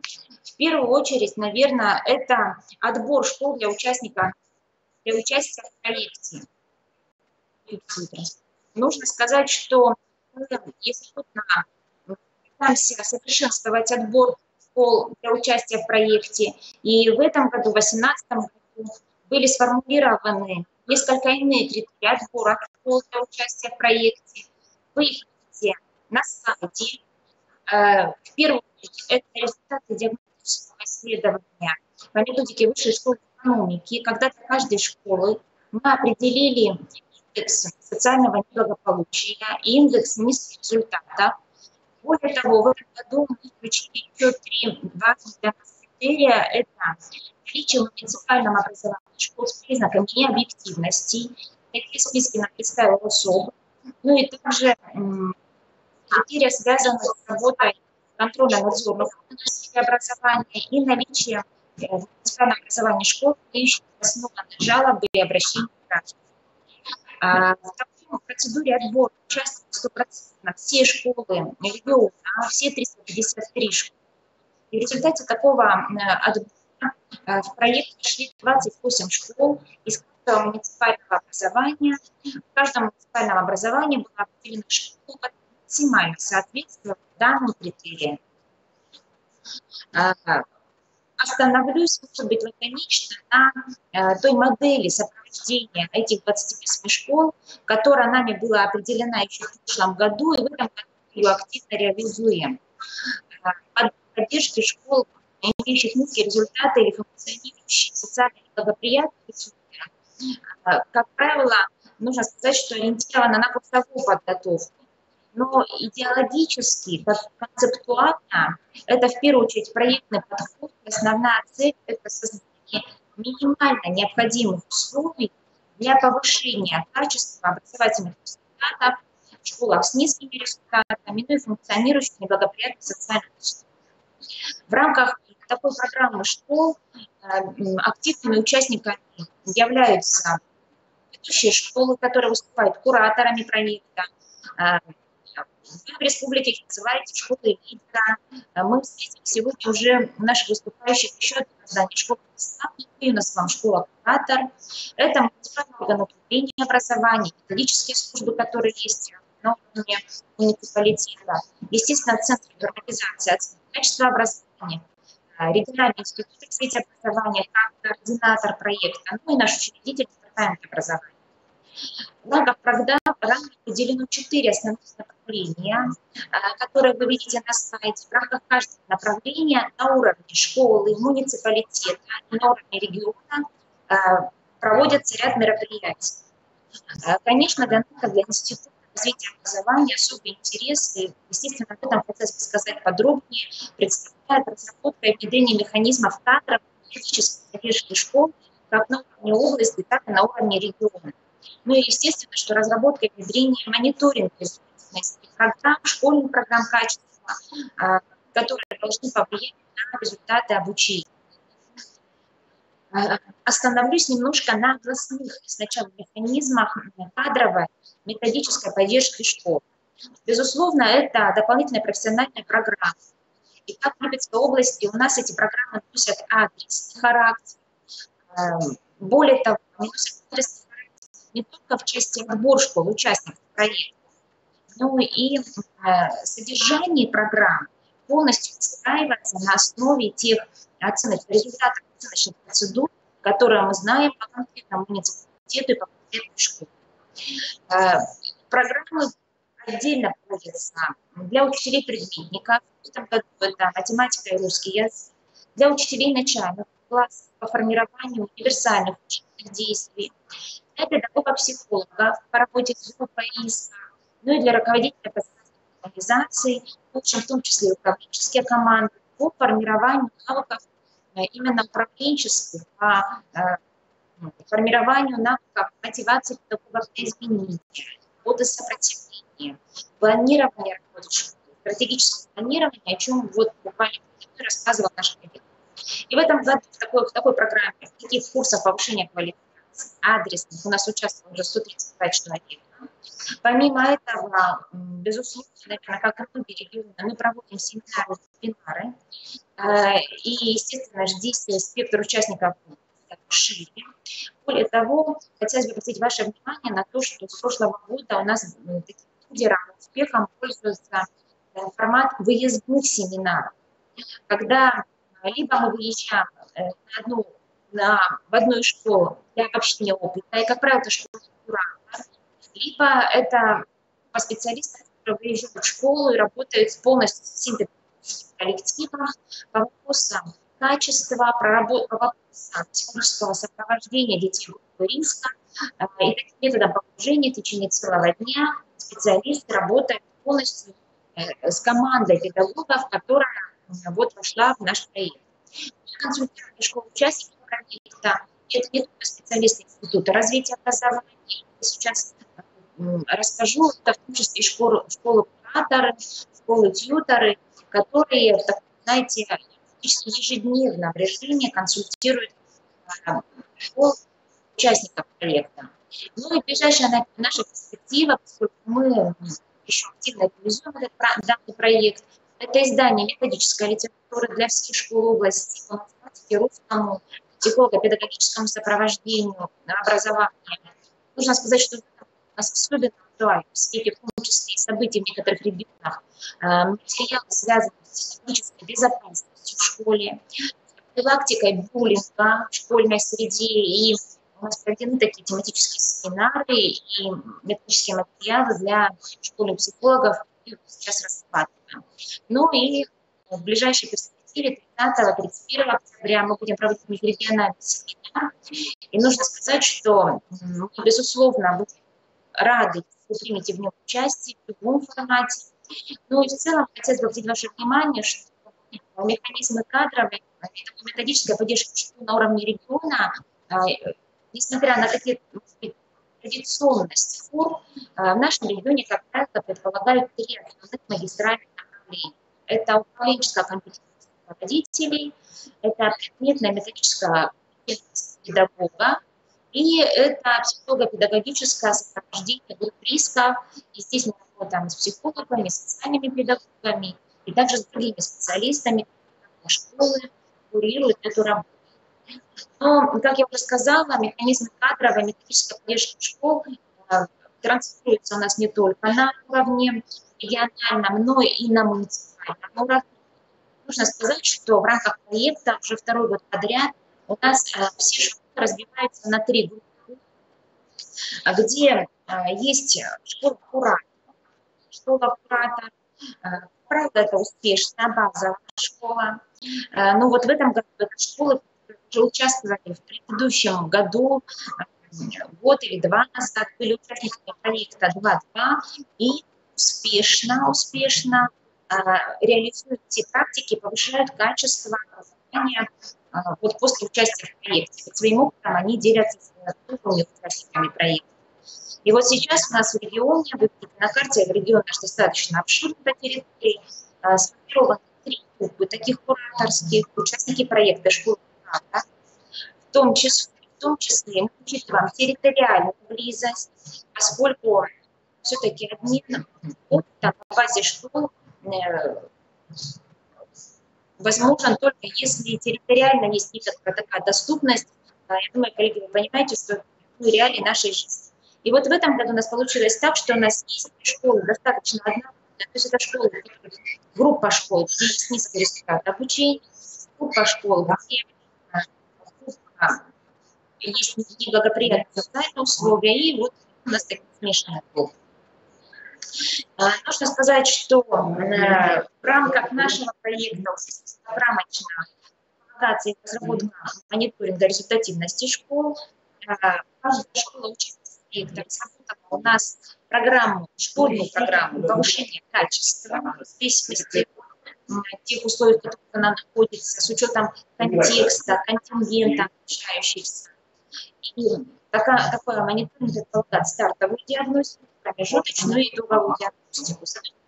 Реально хочу обратить ваше внимание, что промежуточная диагностика предполагает определенную рефлексию самих участников образовательного процесса и оценку ими образовательной организации. Ну и вот сейчас мы уже с вами активно говорим о том, что, конечно, нужно привлекать и работать по просвещению родителей. И здесь вот в этом направлении мы очень активно работаем. Ну и в заключение, уважаемые коллеги, наши ожидаемые результаты, те ориентиры, которые мы перед собой ставим, безусловно, проект в этом году еще до конца не реализован, но думаю, что те ориентиры, которые мы ставим перед собой, вкладываются в тот контекст, о котором мы с вами сегодня говорим, и те задачи, которые ставит перед собой каждый из регионов. Спасибо за внимание. Приглашаем на наш семинар 30-31 октября. Действительно представили уже и ожидаемые результаты с точки зрения тех результатов, которые вы уже достигли на предыдущем этапе своей модели. Спасибо, Марина Николаевна. Уважаемые коллеги, мы работаем в рамках нашего регламента, поэтому, к сожалению, нет возможности обсуждать выступления, хотя вопросы появляются. Но, уважаемые коллеги, наверное, самое главное, что мы работаем, я еще раз говорю, в таком онлайн-режиме. Есть возможность услышать опыт всех субъектов Российской Федерации, которые включены сегодня в онлайн-конференцию. И мы передаем слово Дмитрию Владимировичу Щеглову, Воронежский институт развития и образования. Дмитрий Владимирович сейчас с нами выйдет на связь. Коллеги, мы вас приветствуем. Здравствуйте, коллеги. Добрый вас день. Слышать, видеть. Спасибо вам за те полезные находки, которыми вы поделились сегодня. Было мне очень интересно. Надеюсь, что и наш опыт тоже будет вам интересен. Спасибо. Дмитрий Владимирович, вам слово. Итак, наша Воронежская область, наш регион уже 2 года участвует в мероприятиях, направленных на повышение качества образования в школах с низкими результатами обучения и школах, функционирующих в неблагоприятных социальных условиях в рамках государственной программы развития образования. В 2017 году нами проводилось региональное комплексное аналитическое исследование, и в ходе этого исследования нами были определены 28 образовательных организаций, участников проекта. Нам было очень важно, чтобы эти участники в ходе своей деятельности выявили и отработали много разных эффективных моделей для взаимодействия. Мы понимали, что 1 года для этого слишком мало, это слишком маленький срок для получения эффективных результатов. Для этой цели у нас был запущен региональный образовательный проект по созданию комплексной многоуровневой системы поддержки школ с низкой результативностью и школ, функционирующих в неблагоприятных социальных условиях. Сроки реализации этого проекта у нас 3 года. И эти 28 образовательных организаций продолжили свою деятельность в рамках уже регионального проекта. Им был присвоен статус региональных инновационных площадок. Кроме того, в 2018 году уже также в рамках регионального комплексного аналитического исследования у нас имеются механизмы, инструменты для этого собственные. Был определен пул еще из 30 школ, и они уже стали у нас участниками федерального проекта. То есть у нас получается вот такие 2 пула школ, которые продолжают работу. На слайде вы можете увидеть схему организации сопровождения данных школ. Сюда мы постарались поместить всех основных игроков, которых мы видим на этом поле. Первое, что хочется выделить, естественно, это сами школы. Основная задача, которая перед ними стояла, это разработка и реализация программ повышения качества образования в школе и соблюдение дорожной карты при выполнении этой программы. Не менее важным игроком также стоит назвать Воронежский институт развития образования. На базе института была создана лаборатория проблем качества образования в школах с низкими результатами и осуществляется мероприятие по сопровождению данных образовательных организаций. Ну, стоит выделить у нас научно-методическое сопровождение, конечно же, информационное сопровождение, мониторинги, основанные как на федеральных независимых процедурах, так и на региональных инструментах, таких как мониторинг индивидуальных учебных достижений учащихся. Кроме того, реализуются и другие мониторинговые исследования. Например, мы отслеживаем введение в школах с низкими результатами обучения штатных должностей таких специалистов, как психологи, дефектологи, логопеды, социальные педагоги, педагоги дополнительного образования. Мониторим условия, в которых эти школы у нас функционируют, в том числе санитарно-бытовые, и вообще социальную инфраструктуру, которая сложилась вокруг этих школ. Кроме того, у нас такие мероприятия, как проведение курсов повышения квалификации, проводимых в рамках школьных команд. То есть у нас участвовали руководители, заместители руководителей, ну и также учителя в составе не менее 5 человек. А так как школы у нас попали некоторые с маленькими коллективами, то получилось, что в некоторых образовательных организациях до 50% коллективов мы отучили. Центральным местом у нас было, конечно же, центральным местом на этих курсах была, конечно же, разработка программ повышения качества образования. Это была зачетная работа наших обучающихся. Кроме того, педагогов мы обучали современным технологиям. Региональные и межрегиональные мероприятия по обмену опытом между школами-участниками проекта также организуются у нас на базе Института развития образования. В ноябре мы планируем межрегиональный семинар на тему опыт реализации программ по поддержке школ с низкими образовательными результатами, работающих со сложным контингентом и в сложных условиях. Ну, приглашаем всех вас также принять участие в нашем мероприятий. Кроме того, Институт развития образования также у нас проводит и различные исследования. Мы исследовали в том числе и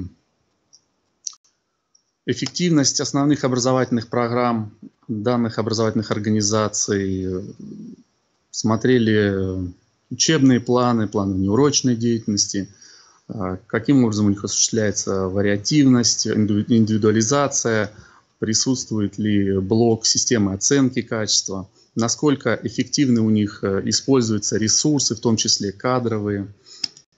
Исследовали мы все это на основе штатных расписаний, комплектований, положения об оплате труда. Была проделана очень большая работа, в том числе с привлечением экспертов, специалистов из школ-лидеров. Теперь о школах-лидерах расскажу. Мы прикрепили в качестве коучей, наставников к данным образовательным организациям школы, которые у нас являются региональными инновационными площадками, у которых имеется очень богатый опыт инновационной деятельности, опыт трансляции своих достижений. Какая функция им была поставлена? Это консультации педагогов и руководителей из школ участников проекта, оказание методической помощи. Кроме того, в предоставление материально-технической базы для проведения занятий, независимых процедур оценки качества, для реализации проектной и исследовательской деятельности, предоставление кадровых ресурсов для организации сетевого взаимодействия. Кроме того, на своей базе школы проводили такие мероприятия, как мастер-классы, семинары с привлечением признанных специалистов Воронежской области.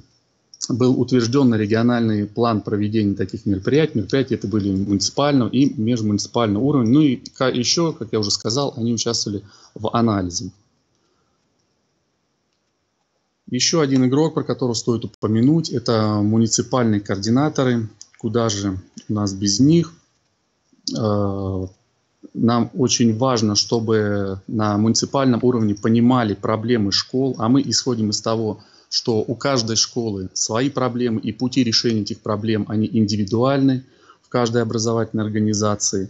Но на уровне муниципалитета должна осуществляться поддержка, и она должна быть скоординирована. Особенно сейчас это важно сделать, когда у нас происходит реанимирование, модернизация сети муниципальных методических служб. Это очень важно. Вторым этапом у нас стоит разработка и реализация программ повышения качества образования в школе. Что же мы по пути решения этой задачи делаем? Ну, во-первых, мы понимали, что осознание школами своих существующих реальных проблем, те, которые у них на сегодняшний день имеются, это, пожалуй, самая важная задача. И разрабатывать программу повышения качества за них не сможет никто, только они должны понимать эту свою специфику. На старте проекта, как я уже сказал, школы, участники получили задание разработать эти программы. На курсах мы рассказали, как им сделать. Но что мы увидели в итоге? Что разработанные программы носили весьма формальный характер, обозначенные в них задачи мероприятия не были основаны на результатах проблемно-ориентированного анализа. Анализ был проведен либо формально, либо оказалось, что, скорее всего, они его просто не проводили, сделали какие-то отписки. К сожалению, это так. Школы наши, руководители многих школ живут в понимании, что все у нас было и как-то это было, и зачем нас трогать. Конечно, наша задача была бороться с неприятием участниками данного проекта. Поэтому, как я уже говорил, нам был проведен комплексный анализ, были выявлены ряд общих, типичных для всех проблем.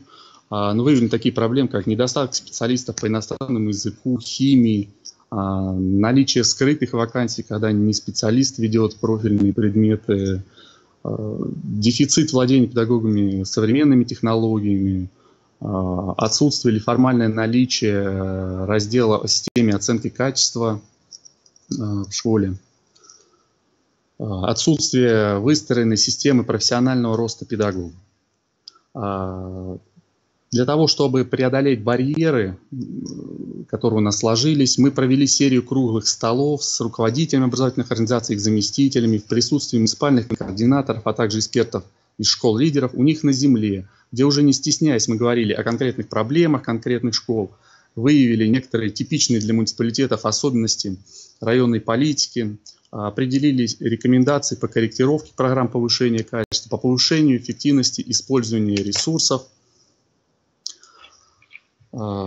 И получается так, что мы вернулись к начальной точке, но мы сумели скорректировать программы так, чтобы выполнение дорожных карт этой программы оно стало эффективным. И в итоге мы получили результаты, и реализация этих программ дала нам эффекты. Ну, немного я уже выбился из регламента. Что стоит выделить особенно интересно из этого, что нами были выявлены все-таки несколько моделей, которые могли бы быть применимы, подготовлены методические рекомендации для их использования. В завершении хотел бы всех тоже поздравить с наступающим праздником. Спасибо вам за внимание. Спасибо, Дмитрий Владимирович. Спасибо за то, что вы как раз рассказали о том, как важно честно говорить с участниками проекта. именно, наверное, тот проблемно-ориентированный анализ, который вы провели, помог каждому участнику проекта, который был реализован в Воронежской области, посмотреть, наверное, ситуацию другими глазами. Это действительно очень сложно, и то, что вы это сопроводили непосредственно через Институт развития образования, я думаю, что, наверное, это дало какой-то эффект. Мы тоже планируем такую деятельность, такого честного разговора. Мы только 1,5 года в проекте, поэтому спасибо вам за то, что вы даете такие рекомендации, и мы очень надеемся на построение тесных профессиональных взаимоотношений. Спасибо вам. Спасибо вам. Да, спасибо. Коллеги, мы, конечно же, поздравляем все профессиональное сообщество, и хочется каждому пожелать, конечно, профессиональных достижений, чтобы у каждого были творческие какие-то именно такие вдохновения с точки зрения каждого нашего дня, но мы продолжаем, поэтому я не буду говорить, наверное, каждый раз поздравляю с Днем Учителя. Я в завершении, коллеги, еще раз всех поздравлю с Днем Учителя. Уважаемые коллеги, к нам присоединяется Андрей Анатольевич Кашаев, ректор Рязанского института развития образования. Андрей Анатольевич, мы очень рады, что вы нашли возможность принять участие в онлайн-конференции. Я еще раз внимание обращаю, уважаемые коллеги, что в нашей студии присутствует небольшая часть участников проекта, но важно, что к нам присоединены все муниципальные образования нашей республики.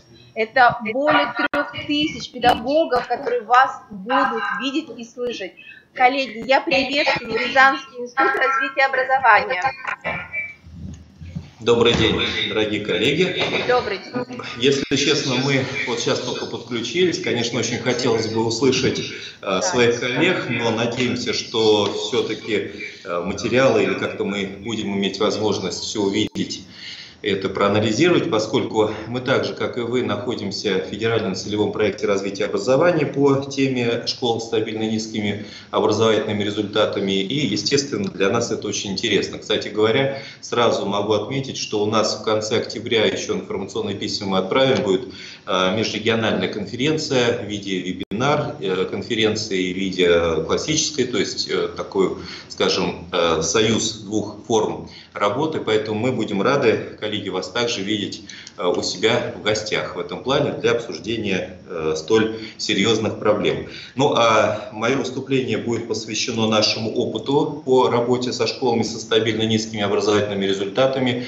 Дело в том, что мы начали с ними работать не во время федерального целевого проекта развития образования, а значительно раньше. И, конечно же, кураторов у нас изначально никаких не было, но мы обобщали тот опыт, который был у различных регионов. Поэтому мы благодарны всем, кто, в общем-то, явился нашим и консультантом, и помощником в какой-то степени, хотя все те схемы работы, которые мы применяем и сейчас, они, в принципе, были сформированы на Рязанской земле, то, чем мы сейчас пользуемся. Сразу хочу отметить, это не, так сказать, это просто добавляет и заставляет, так сказать, вырабатывать такое понимание.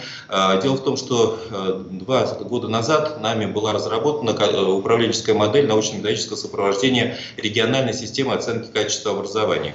И вот эта модель, она является такой, была новеллой в свое время, и мы ее представляли на различных площадках федерального уровня. С ней знакомы и в Министерстве просвещения Российской Федерации, и в нашем Рособорнадзоре. Естественно, она не, так сказать, не окончательна, потому что она будет еще совершенствоваться. Но, тем не менее, учет тех результатов мониторинговых исследований, которые мы с вами, коллеги, постоянно должны анализировать, он здесь просматривается не только на уровне учета анализа, но и на уровне тех управленческих действий, тех организационных мероприятий, которые мы, как, так сказать, центры научно-методического сопровождения региональных систем образования и как те, скажем, учреждения, которые имеют в своем составе центры оценки качества образования, должны эту работу проводить.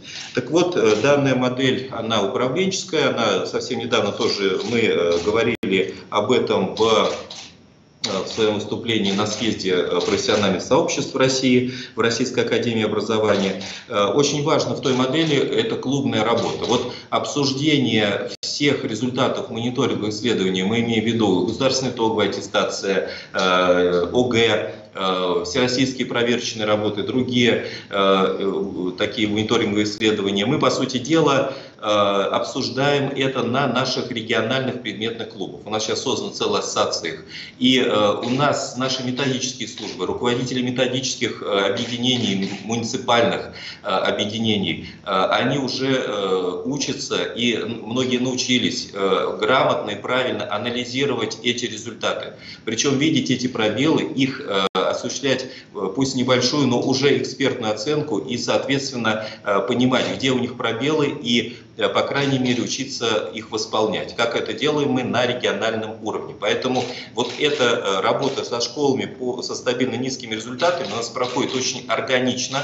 Она является неким продолжением той работы, которую мы начали 2 или 3 года назад. И на сегодняшний день мы можем сказать о том, что вот сама система, она тоже сродни, в общем-то, той системе, которую мы адресуем ко всем школам Рязанской области. То есть, в принципе, это значит умение проанализировать и умение посмотреть, так сказать, источники этих пробелов, в данном случае в знаниях, и источники, в том числе пробелов в компетенциях нашего педагогического сообщества, и, с другой стороны, уметь их восполнить. По сути дела, в свое время критерии, они, как вы знаете, коллеги, они у нас совершенно разные, но при этом есть и одинаковые.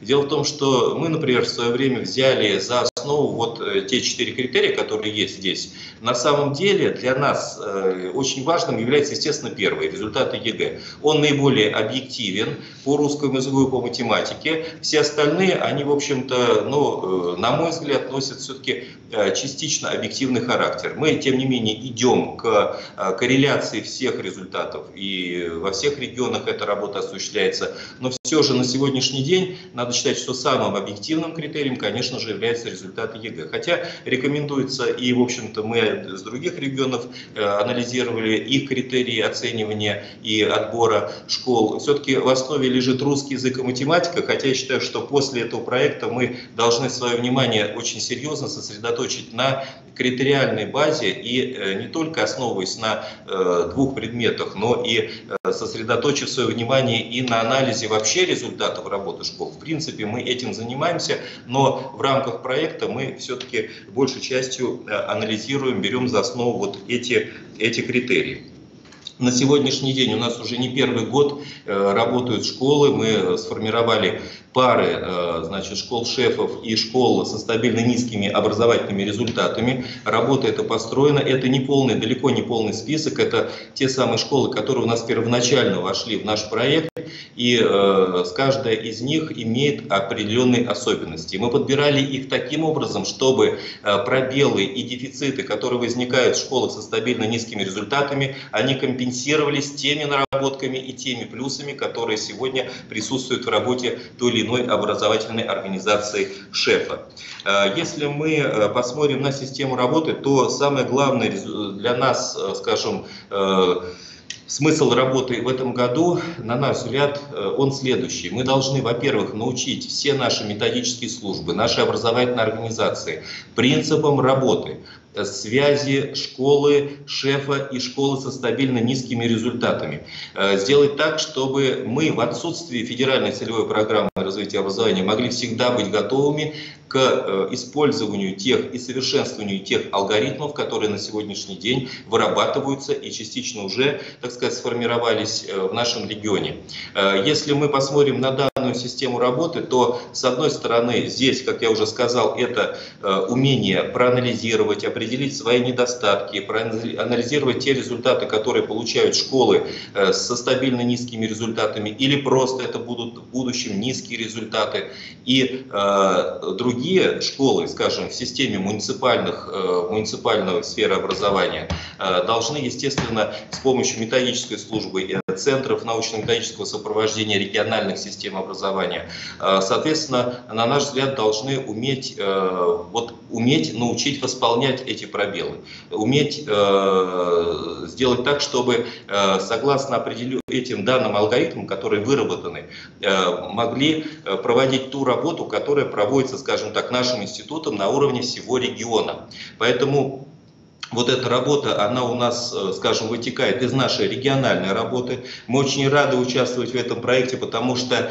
эти принципы, которые мы заложили в нашу научно-методическую систему, управленческую систему научно-методического сопровождения системы качества образования региональной, она, по сути дела, легла в основу подготовки школьных команд. И здесь мы видим, что здесь акценты смещаются от той системы работы, которая была вот в начале в нашей системе работы, в той схеме, которую мы представили вам. И здесь, вот на последнем слайде, мы видим, что эта система работы, она, по сути дела, лежит в основе и работы с командами школьными. Это команды школ-шефов и команды школы со стабильно низкими образовательными результатами. Принцип работы один, этапность практически один в один, только она адаптирована для, скажем, уже уровня образовательных организаций. Конечно же, здесь наш институт, конечно же, здесь центр оценки,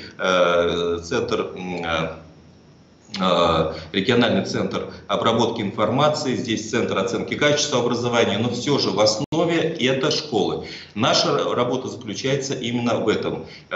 Уметь, так сказать, сформировать нужное знание у одной категории и нужные, значит,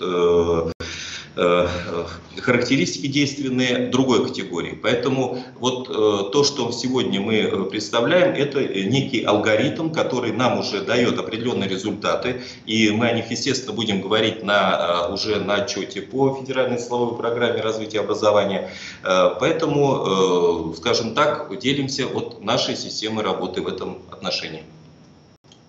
Спасибо. Андрей Анатольевич, нам очень приятно, что вы нашли время и возможность принять участие в онлайн-конференции. Мы в предыдущих докладах действительно осознавали, что мы работаем в едином профессиональном пространстве.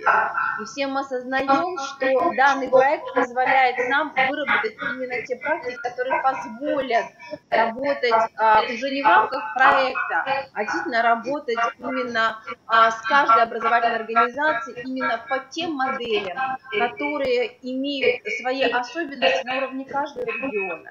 Мы тоже работаем со школьными командами, поэтому нам очень приятно, что вот именно данная модель, ваша модель, она тоже нами разрабатывается, но с особенностями уже нашей региональной системы. Спасибо большое. Спасибо вам большое. Да. И, дорогие мои, мы вас тоже приглашаем, вот, всю информацию дадим, также поучаствовать уже в нашей тоже конференции. Вот. А на будущее, если это возможно, вот скоро будет совещание в Питере Ассоциации наших институтов. Да. Вот. Думаю, что можно будет проговорить о какой-то системе единой, системе информационного взаимодействия. Пусть это будет система, скажем, видеоконференц-связи, ну, такая, которая, скажем, в системе органов исполнительной власти, так сказать, существует, очень активно используется, чтобы мы друг друга все видели, одновременно говорили, обсуждали. Вот, на мой взгляд, это будет очень удобно на самом деле. Да, вот. Андрей Анатольевич, принимается. Я думаю, что мы с вами обсудим на ассоциации этот вопрос, да, и даже предложим это, да, как один из важных механизмов нашего, да, взаимодействия. Да, отлично. Видите, как все используется. Спасибо, желаю вам успехов, всего, да, самого доброго, ну и всем нам хороших результатов на разных фронтах нашей работы. Очень важно. Спасибо вам большое. Спасибо, Андрей Анатольевич. До свидания. До свидания. Уважаемые коллеги, мы продолжаем работать в режиме онлайн-конференции. И я передаю слово Республике Коми, нашему участнику проекта, который в течение уже 2 лет вместе с нами разрабатывает модель управления в рамках проекта «Эффективная школа», модель управления именно школьными командами. И я приглашаю Рябову Ольгу Николаевну, заместителя директора по научно-методической работе гимназии номер 1 города Сыктывкара, представить опыт участия школы лидеров в проекте «Эффективная школа». Спасибо, Галина Владимировна. Здравствуйте, уважаемые коллеги. Приветствую все педагогическое сообщество, которое сегодня вовлечено в наш семинар, в наш форум. Хотелось бы представить опыт участия школы-лидера гимназии номер 1 Эжинского района города Сыктывкара, участие в проекте «Эффективная школа».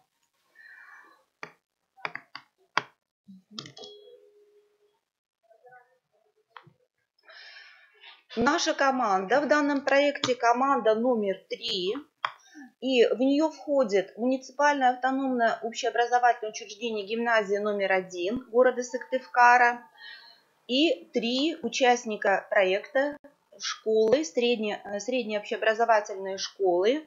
Это школа номер 31 города Сыктывкара, школа номер 15 Верхней Максаковки, школа номер 20 поселка Ситкыркыч.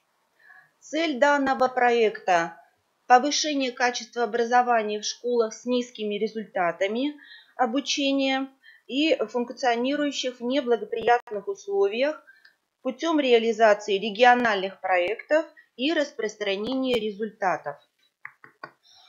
На данном слайде вы видите часть локальных актов, которые были разработаны в рамках данного проекта. Один из данных локальных актов – это приказ гимназии, разработанный на основе приказов Министерства образования, науки и молодежной политики Республики Коми, приказов Коми Республиканского института развития образования. Мы разработали свой приказ. Это приказ об организации инновационной деятельности гимназии в статусе региональной инновационной площадки. Мы работаем по теме формирования системы оценочных процедур в условиях реализации ВГОС.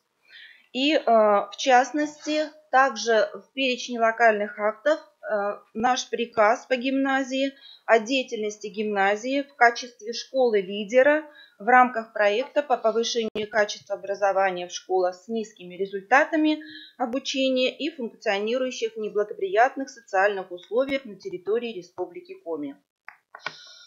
В рамках данного проекта мы участвовали в таких мероприятиях, как неделя коучинга для школ-лидеров и школ-участников проекта в апреле 2018 года. В мае 2018 года мы приняли участие в двухчасовой рабочей встрече с представителями школы номер 20. В процессе данной встречи мы выявили проблемы, пути их решения, спланировали деятельность. Гимназия номер 1 распространяла опыт работы, в том числе по контрольно-оценочной деятельности. В июне 2018 года мы приняли участие в международном семинаре «Эффективная школа». Также состоялась встреча с представителями школ-участников проекта номер 15, 20, 31. Произошел обмен опытом, обмен информацией. В июне 2018 года мы с данными школами подписали соглашение. Данные соглашения вы видите на слайде. В рамках данных соглашений, представленных на слайде, мы провели следующую работу и запланировали такие мероприятия, как консультационная помощь школам-участникам в части разработки и принятия управленческих решений по повышению качества обучения и воспитания. Также предполагается в рамках сотрудничества коррекция процесса управления, перевода образовательной организации в режим эффективного функционирования и развития.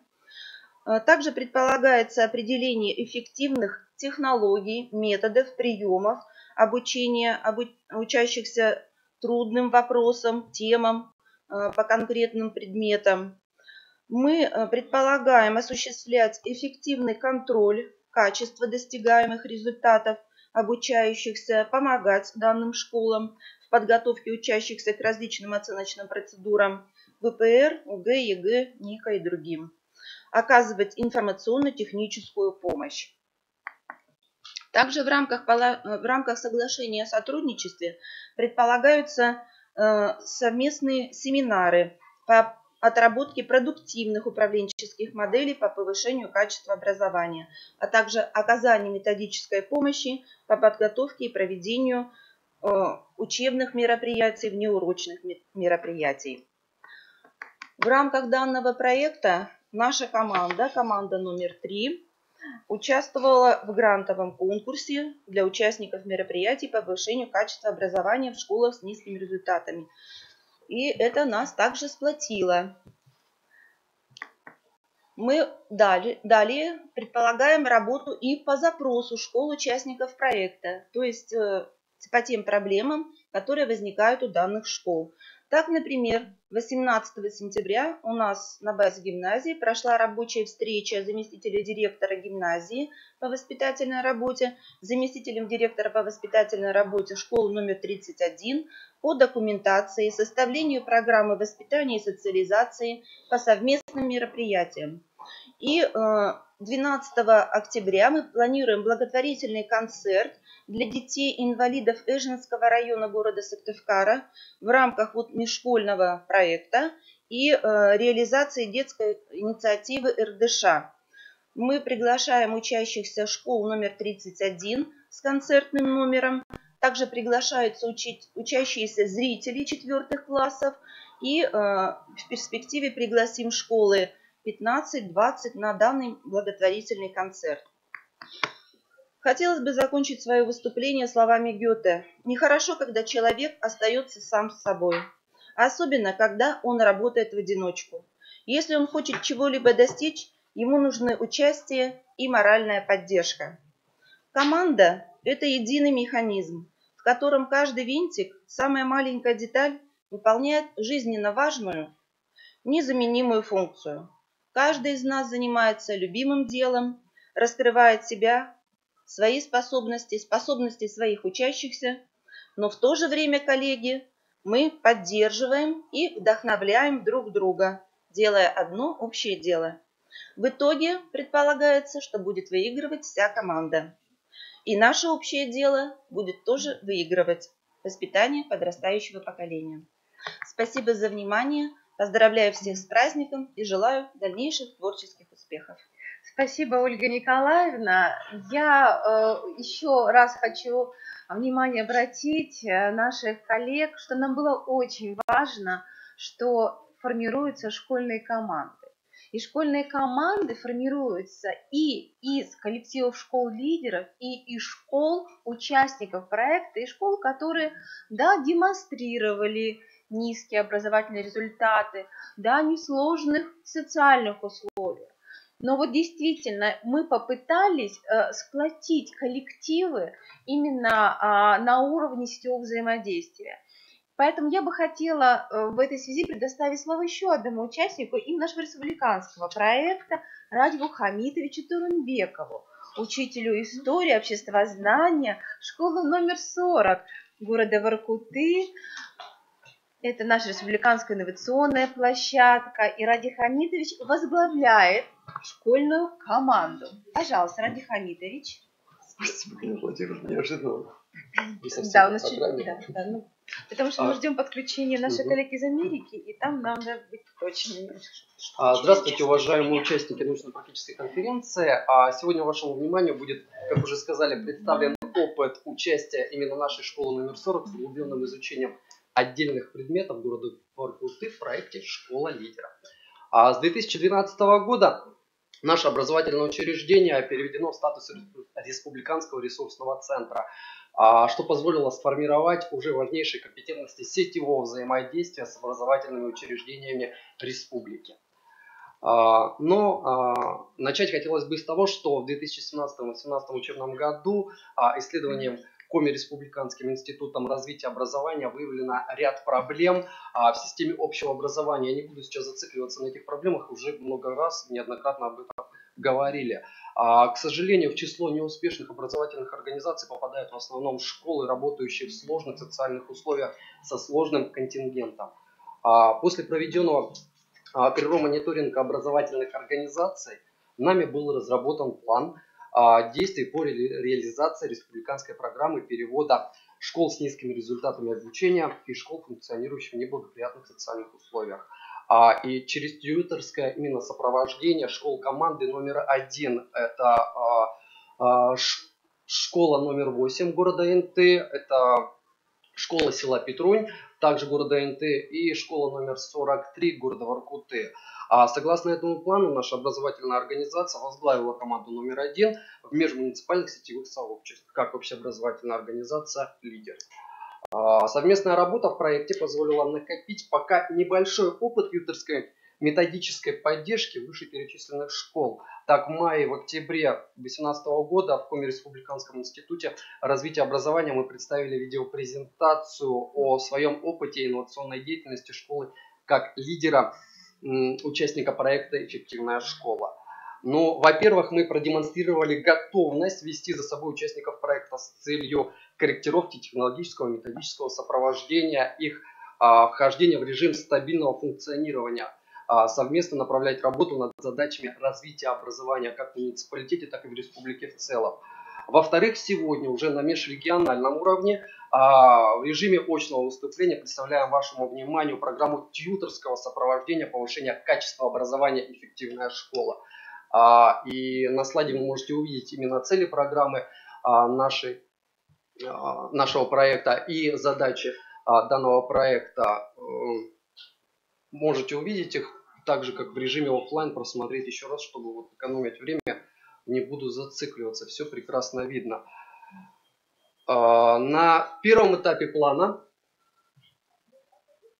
мероприятие взаимодействия школ команды номер 1 для уменьшения влияния сложных социальных факторов, компенсирующие неравенство шансов, нами проведены следующие мероприятия. И на стадии определения проблемы, постановки стратегии, цели и обеспечения участники команды приняли участие в летней дистанционной школе. По итогам курсов в образовательных организациях проведены самодиагностики и определены благополучные и проблемные зоны школы. Скорректированы программы повышения качества образования с учетом выявленных признаков неуспешности зон риска. Заключены соглашения о сотрудничестве между школами лидера и школами-участниками проекта. На этапе сбора информации ознакомили всех членов рабочей группы с планом мероприятий взаимодействия школ команды номер 1. Ну и на третьем этапе это уже начало реализации, организация процедур методической поддержки команды. Это создание на базе нашей школы консультационного пункта тьюторского центра сопровождения развития кадрового потенциала образовательных организаций, функционирующих в сложных социальных условиях. Разработка плана работы тьюторского центра, консультация, оказание организаторской, методической, информационной помощи в реализации программы «Эффективная школа». Школам команды номер 1 были представлены модели учительского роста, ориентированные на поддержку школы, функционирующей в сложных социальных условиях. Школам команды номер 1 разработаны программные мероприятия по переходу школ в эффективный режим деятельности. Программы представлены на конкурсе участников проекта «Эффективная школа». Также на данном этапе мы запланировали уже на ноябрь месяц этого года дистанционный проектировочный семинар. Это разработка плана профессионально-личностного роста педагога. Тьюторский час. На данном часе мы представим опыт педагогов-лидера по темам использования результатов оценочных процедур в деятельности учителя, что позволит уже выявить определенные проблемы, как в освоении образовательных программ, как провести коррекцию образовательного процесса, ну и так далее. Внедрение ресурсов информационно-образовательного портала «Российская электронная школа» в образовательную деятельность, анализ возможностей российской электронной школы для достижения образовательных результатов как в урочную, так и в неурочную деятельность обучающихся, планирование деятельности профессиональных сообществ, вовлечение педагогов во взаимодействие на дистанционных платформах, мобильный методист, открытое образование Республики Коми, единый урок по повышению квалификации педагогов с учетом полученных результатов диагностики и самодиагностики. Ну и ожидаемые результаты нашего проекта – это, конечно же, разработка и реализация действующей программы, обеспечивающей поддержку общеобразовательных организаций, разработка тьюторской методической системы мер поддержки школ, имеющих невысокие образовательные результаты, создание эффективного межшкольного партнерства, выявление успешных практик повышения качества образования, сокращение количества школ с низкими результатами. Ну и целевые индикаторы нашей программы вы также можете увидеть на экране, надеюсь, бальзам на душу Ставрополю. Они у нас есть. И ожидаемые эффекты реализации проекта – это появление в региональной системе образования успешных практик, перевода образовательных организаций, ну и организация профессиональных сообществ, как директоров, педагогов, ну и учителей-предметников. Уважаемые коллеги, несмотря на то, что мы, школы-участники, отделены друг от друга, но современные технологии позволяют нам поддерживать сетевые взаимоотношения. Уважаемые коллеги, от нас с вами зависит, насколько успешны будут наши дети в учебе, в жизни, какими гражданами станут, какой вклад внесут в развитие родного края, страны в целом. Желаю нам хорошего, плодотворного сотрудничества, реализации личных и коллективных инициатив, взаимопонимания, добра и удачи. Спасибо за внимание. Поздравляю всех с наступающим профессиональным праздником. Радик Хамитович, большое спасибо. Очень приятно, что наша школа лидер, 2 школы, которые сопровождают школьные команды, действительно восприняли это как задачу формирования сетевого взаимодействия, и все мероприятия проекта стали событиями в рамках именно выстраивания каналов коммуникации. Мы действительно вначале не углублялись именно в такие управленческие процессы нашего проекта, но действительно были очень важны мониторинговые исследования, выявление инновационного потенциала образовательных организаций, сопровождение наших коучей, тьютеров, работа с муниципальными образованиями. У нас действительно уже существует управленческая модель, которая была сформирована в этом году, но эта модель, она будет трансформироваться. Мы выявляем те проблемы, которые у нас уже осознанно воспринимаются нашим профессиональным сообществом. Поэтому, уважаемые коллеги, нам очень важно, что это проект, но этот проект состоит из множества процессов.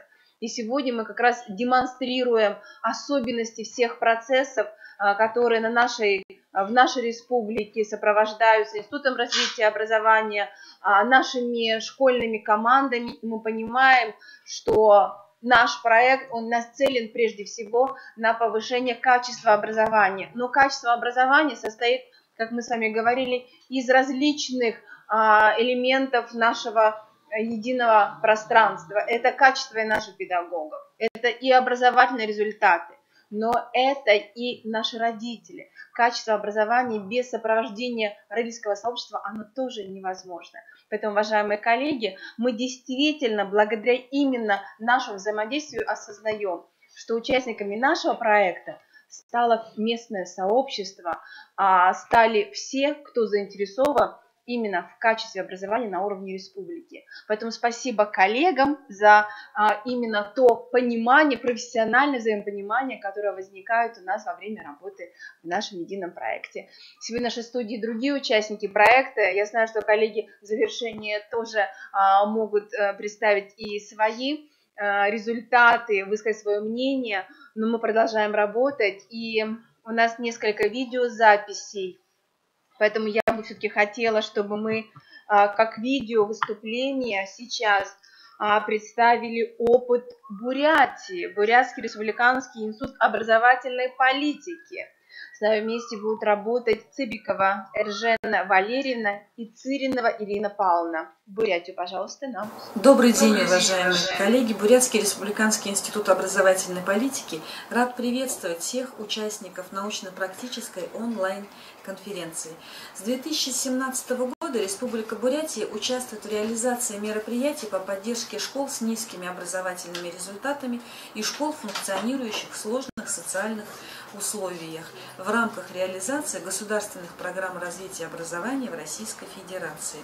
В республике разработан и реализуется комплекс мер, направленный на создание условий для получения качественного образования в государственных и муниципальных общеобразовательных организациях с низкими образовательными результатами. И наш институт, как один из основных как одно из основных учреждений дополнительного профессионального образования в республике, разработал план мероприятий и проводит следующую работу в данном направлении. Например, нами оказывается консультационная и методическая помощь школам с низкими результатами. Мы работаем с обучающимися в школах с низкими образовательными результатами. На слайде можно видеть основные наши олимпиады, которые мы проводим с детьми, которые имеют академические трудности. Ну и, конечно же, основной вопрос, основное направление, которое реализует в данном направлении наш институт, это повышение квалификации управленческих и педагогических работников по вопросам повышения качества образования в данных школах. И с эффективными практиками обучения учителей школ с низкими результатами образования вас познакомит старший преподаватель кафедры гуманитарных дисциплин Цыренова Ирина Павловна. Здравствуйте, уважаемые коллеги! Я познакомлю вас об эффективных практиках адресной поддержки учителей русского языка и литературы. Филологическое образование и изучение русского языка и литературы в школе являются важнейшим и определяющим условием развития личности обучающегося. Потому что русский язык – это не только предмет обучения, это средство изучения всех остальных предметов. И низкие результаты освоения стандарта по русскому языку – это фактически показатель недостаточной личностной и интеллектуальной зрелости выпускника. Нами проведен анализ работы школ с НОР, и они показали, что основное внимание педагогов должно быть уделено некоторым особенностям обучающихся. Например, отсутствие познавательного интереса, мотивации, отсутствие элементарных организационных навыков. В таких школах нет опоры на родителей, как на союзников учителей. Многие из детей находятся в сложной жизненной ситуации, и все это заставляет учителя более эффективно использовать свой педагогический и человеческий потенциал. Для этого необходимы дополнительные знания в области педагогики, психологии, методики изучения предмета. И основным механизмом решения этих проблем является оказание адресной поддержки педагогов в системе повышения квалификации. К примеру, в нашем институте накоплен опыт взаимодействия с учителями русского языка и литературы школ СНОР в области подготовки к ЕГЭ по русскому языку. В процессе реализации этих мер была разработана практикоориентированная программа курсов повышения квалификации, были подготовлены раздаточные учебно-методические и диагностические материалы, были созданы необходимые документы для внедрения в практику. Исходя из выявленных нами профессиональных дефицитов преподавателей, нами были определены задачи использования образовательных технологий для развития методического, экспертного и исследовательского потенциала учителя, необходимых для результативной подготовки обучающихся к ГИА. Для освоения слушателям необходимых компетенций прежде всего на курсовых занятиях были обсуждены алгоритмы создания рабочих программ. Были рассмотрены вопросы использования инновационных технологий оценивания образовательных результатов. И еще курсанты прослушали лекции по целеполаганию и смогли на практике освоить техники постановки целей и задач обучения русскому языку и литературе. Результатом этого модуля стала реализация программы алгоритма составления рабочей программы на основе требований в ГОС с учетом академических трудностей обучающихся. Так, например, блок результатов «Ученик научится» обязательно для достижения всеми учащимися, и потому что содержание учебного материала по этому уровню подвергают всем видам оценки, и текущему контролю, и промежуточной, и итоговой аттестации. Поэтому на этом уровне нужно выделить базовый материал и материал повышенной трудности. Результаты же блока ученик получит возможность научиться, планирует при разработке индивидуальных образовательных траекторий обучающихся по их образовательным потребностям. Вот так вот, корректируя рабочую программу, учитель должен сконцентрировать свое внимание больше на первом блоке, если речь идет о детях с академическими трудностями. Планируемые результаты можно использовать и для программ рабочих, и для технологических карт урока. И эти же формулировки нужно использовать при разработке листов самооценки, например, рефлексивных карт, то есть оценочных материалов. Метапредметные и личностные результаты освоения программ по русскому языку в школах СНОР тоже должны быть спланированы, ориентируясь на особенности обучающихся, на психовозрастные, индивидуальные особенности развития. Необходимо включать как приоритетный коррекционно-развивающий аспект. Например, работа по развитию надпредметных способов деятельности. Нужно стремиться к алгоритмизации деятельности обучающихся и так далее. Следующим блоком практической реализации программы курсов является формирование у слушателей компетенций, позволяющих наиболее качественно выстраивать профессиональную деятельность. Это большая часть нашей программы, потому что в этом и используют дефициты профессиональные наши учителя. Именно в этой процедуре, в ГИА по русскому языку, и определяются вот эти самые результаты низкие, да, по которым наши школы в эту категорию попали. Сложности у выпускников средней школы вызывали формулирование проблемы исходного текста, комментарии ее, аргументация собственной точки зрения. Это главные содержательные аспекты сочинения по русскому языку, ЕГЭ по русскому языку. И с другой стороны, у учителей мы выявили дефициты в оценивании развернутых ответов, в классификации речевых, грамматических и логических ошибок. Кроме того, в прошлом году у нас был выявлен профессиональный дефицит в оценивании устных ответов итогового собеседования выпускников основной школы. Мы эти дефициты постарались реализовать. Эксперты ЕГЭ по русскому, точнее удовлетворить. Эксперты ЕГЭ по русскому языку познакомились с алгоритмом подготовки развернутого ответа. Были проведены практические занятия по проверке задания сочинений по русскому языку.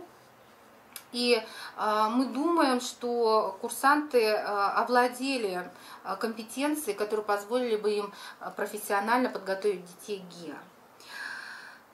В итоге, в процессе проведения курсов слушателям были даны рекомендации по формированию системности представления о языковых явлениях, об их многофункциональности, об использовании текстоориентированного подхода в обучении русскому языку, работе с текстами различных стилей и типов речи, навыкам информационной обработки текста, письменному пересказу, интерпретации, созданию текстов различных стилей и жанров. Было определено, что работу над адекватным пониманием обучающимися письменно предъявляемой текстовой информации нужно начинать с 5 класса, осуществляя преемственную связь с программой начальной школы. Безусловным результатом эффективности проведенных курсов можно считать результаты ЕГЭ по русскому языку школьников Республики Бурятия, которые вы можете видеть на слайде. Школы с низкими результатами обучения часто обладают достаточными кадровыми ресурсами для организации эффективной работы. Поэтому для выравнивания шансов детей на качественное образование, независимо от социального, экономического, культурного уровня их семей, необходимо принимать меры по поддержке педагогов, работающих со сложным контингентом обучающихся. И механизмом решения этой проблемы является разработка и внедрение эффективных практик обучения учителей школ с низкими результатами обучения. Благодарим за внимание. Опыт. Мы очень надеемся, что в дальнейшем будем продолжать сотрудничать с Бурятским институтом развития образования. Коллеги, к нам подключается представитель нашей республики, город Усинск, Игнатьева Елена Анатольевна. Елена Анатольевна, вы на связи с нами? Да, Елена Анатольевна, рады вас слышать, приветствуем вас. Детей на качественное образование, независимо от социального, уровня их семей, необходимо... Елена Анатольевна, наверное, с задержкой идет связь. Да? Елена Анатольевна, здравствуйте. Мы вас рады видеть. Елена Анатольевна. Да, я слышу вас. Да, мы приветствуем вас. Вы подключены к онлайн-конференции. Мы очень надеемся, что сегодня вы представите опыт работы школы-лидера, школы города Усинска, школы номер 4. И ваше выступление посвящено повышению качества преподавания на примере опыта школы-лидера, учебный предмет физика. Да, совершенно верно. Здравствуйте, уважаемые участники конференции. Позвольте представиться. Игнатьева Елена Анатольевна, учитель физики муниципального бюджетного общеобразовательного учреждения, средняя общеобразовательная школа номер 4 с углубленным изучением отдельных предметов города Усинска. Тема моего доклада – повышение качества преподавания, учебный предмет физика. Качество образования – комплексная характеристика образовательной деятельности и подготовки обучающегося, выражающая степень его соответствия федеральным государственным образовательным стандартам для достижения планируемых результатов образовательной деятельности, согласно закону Российской Федерации об образовании. Учитель живет до тех пор, пока он учится. Как только он перестает учиться, в нем умирает учитель, согласно Ушинскому. Изменения в российском образовании и преобразование в обществе вообще требуют от школьного педагога совершенно нового подхода к процессу обучения. В современных условиях уже недостаточно просто владеть набором знаний, умений, навыков. Надо уметь их приобретать все в большем объеме, уметь применять их в реальной жизни, реальной ситуации, конкретно на уроке. Приоритетное направление работы школы – реализация социального заказа государства, общества и родительской общественности. Методической темой нашей школы на 2018-2019 учебный год – это создание оптимальных условий для доступного, качественного, современного образования учащихся за счет высокого профессионализма педагогов, применение современных технологий, создание для учащихся школы возможности выбора индивидуальных траекторий обучения. Сегодня мы все здесь присутствующие задаемся вопросом, как повысить качество образования. Я считаю, основными критериями являются следующие. Применение современных информационных технологий, наличие методических и теоретических разработок, работа по новым программам и учебникам, экспертная деятельность, создание персонального сайта, наличие публикаций и выступлений на заседаниях методического объединения учителей и педсоветах, а также открытые уроки. Образование – это величайшее из земных благ, если оно наивысшего качества. В противном случае оно совершенно бесполезно. И перефразировать Киплинга можно следующим образом. Оно совершенно бесполезно без информационных технологий. Как показывает практика, без новых информационных технологий уже невозможно представить себе современное образовательное учреждение. А следовательно, для педагога очень важно своевременно овладевать знаниями в области информационных и компьютерных технологий. Требования к содержанию профессионального образования учителя многоплановые и определяются потребностями всего общества в целом. Наличие знаний, как некой систематизирующей информации, это самая первая ступень, которую преодолевает учитель. Потребность в новых знаниях является основой развития его профессионализма. Применение современных информационных технологий, конечно же, необходимо, но мы прекрасно знаем, что ранее мы изготавливали большое количество приборов вместе с ребятами, что давало возможность творчества. Сейчас им на смену пришла интерактивная физика с анимациями, демонстрациями, тренажерами. Этот уровень куда более близок и понятен детям. Я считаю, что 3 кита, основа всего, это, конечно, материальная база, опыт преподавателя и дети. Дети у нас замечательные. Опыта, я тоже думаю, достаточно во многих школах, а вот материальная база зачастую оставляет желать лучшего. В этом вопросе нашей школе помогли социальные партнеры ООО «Транснефть-Север».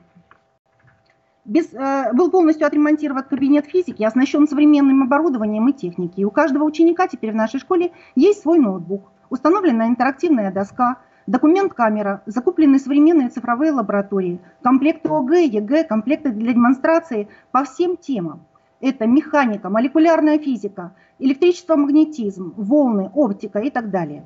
Это позволило качественно изменить образование, перевести его на более высокий уровень. Цифровая образовательная среда «Интеллектуальная школа», интерактивные учебные материалы опробованы мною и моими учениками в этом учебном году. И очень надеюсь, что данный опыт принесет свои плоды. А наш труд очень часто оценивают по результатам ЕА. Результаты ЕА – это отражение уровня подготовки выпускников и плод нашего педагогического труда. Как видите из данных таблицы, уровень сдачи ЕГЭ растет при отсутствии ребят, не прошедших минимальный порог, То есть вообще нет тех, кто получил двойки по ОГЭ и ЕГЭ. С ОГЭ ситуация объясняется повышением численности сдающих, что тоже является очень положительным фактором. Важнейшим показателем отсутствия профессиональной стагнации педагога является прохождение курсов повышения квалификации. Я стараюсь курсовую подготовку проходить регулярно.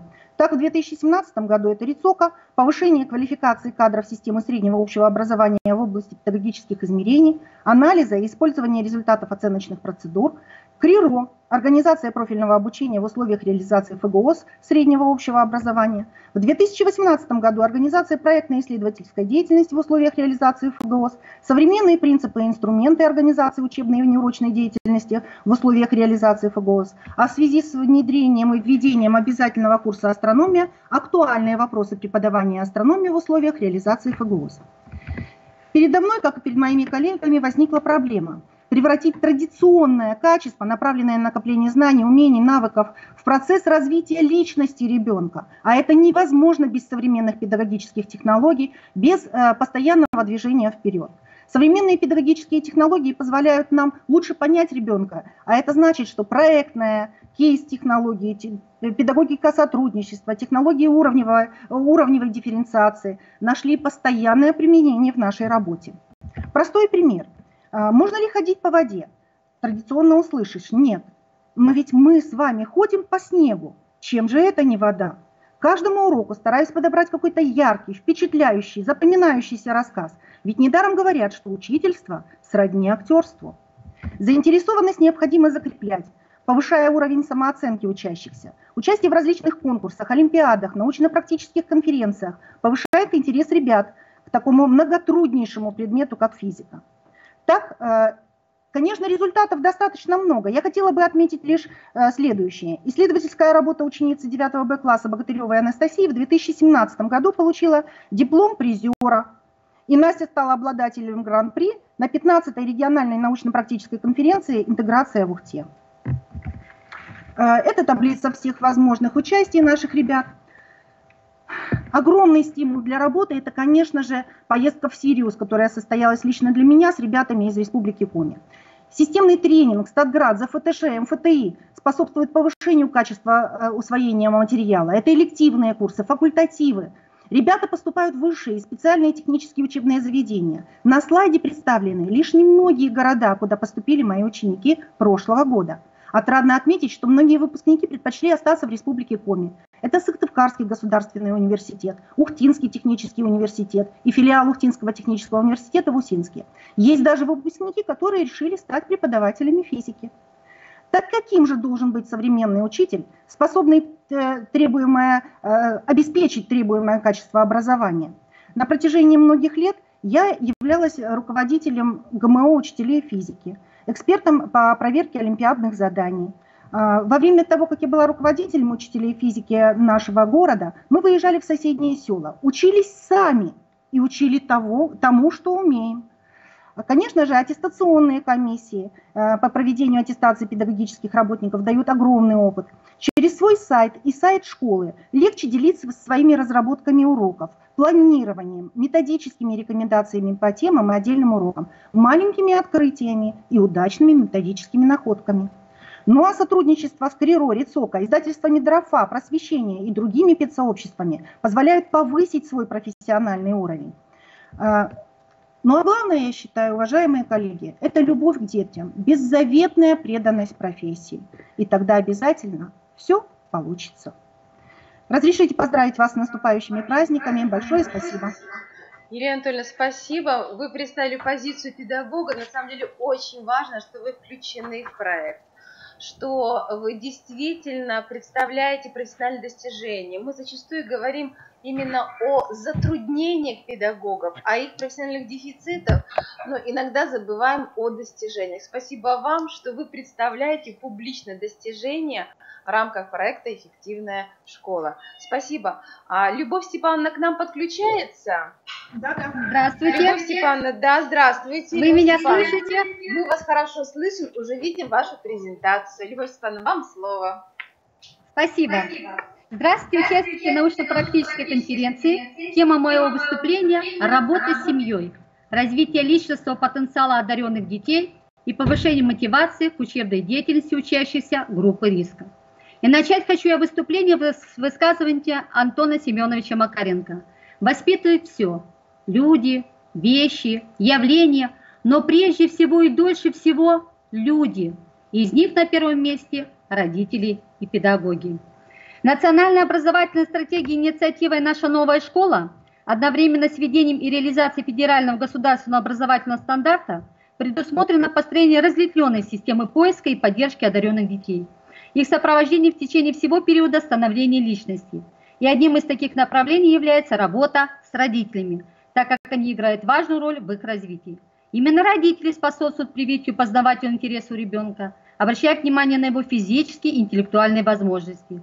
Поэтому важной задачей современного образования является сохранение и развитие талантливого ученика, а также оказание практической помощи родителям в деле воспитания и развития одаренных детей. Однако мы живем не в замкнутом мире, поэтому наряду с этой образовательной инициативой мы не забываем о системе работы с родителями, которые оказались в группе риска.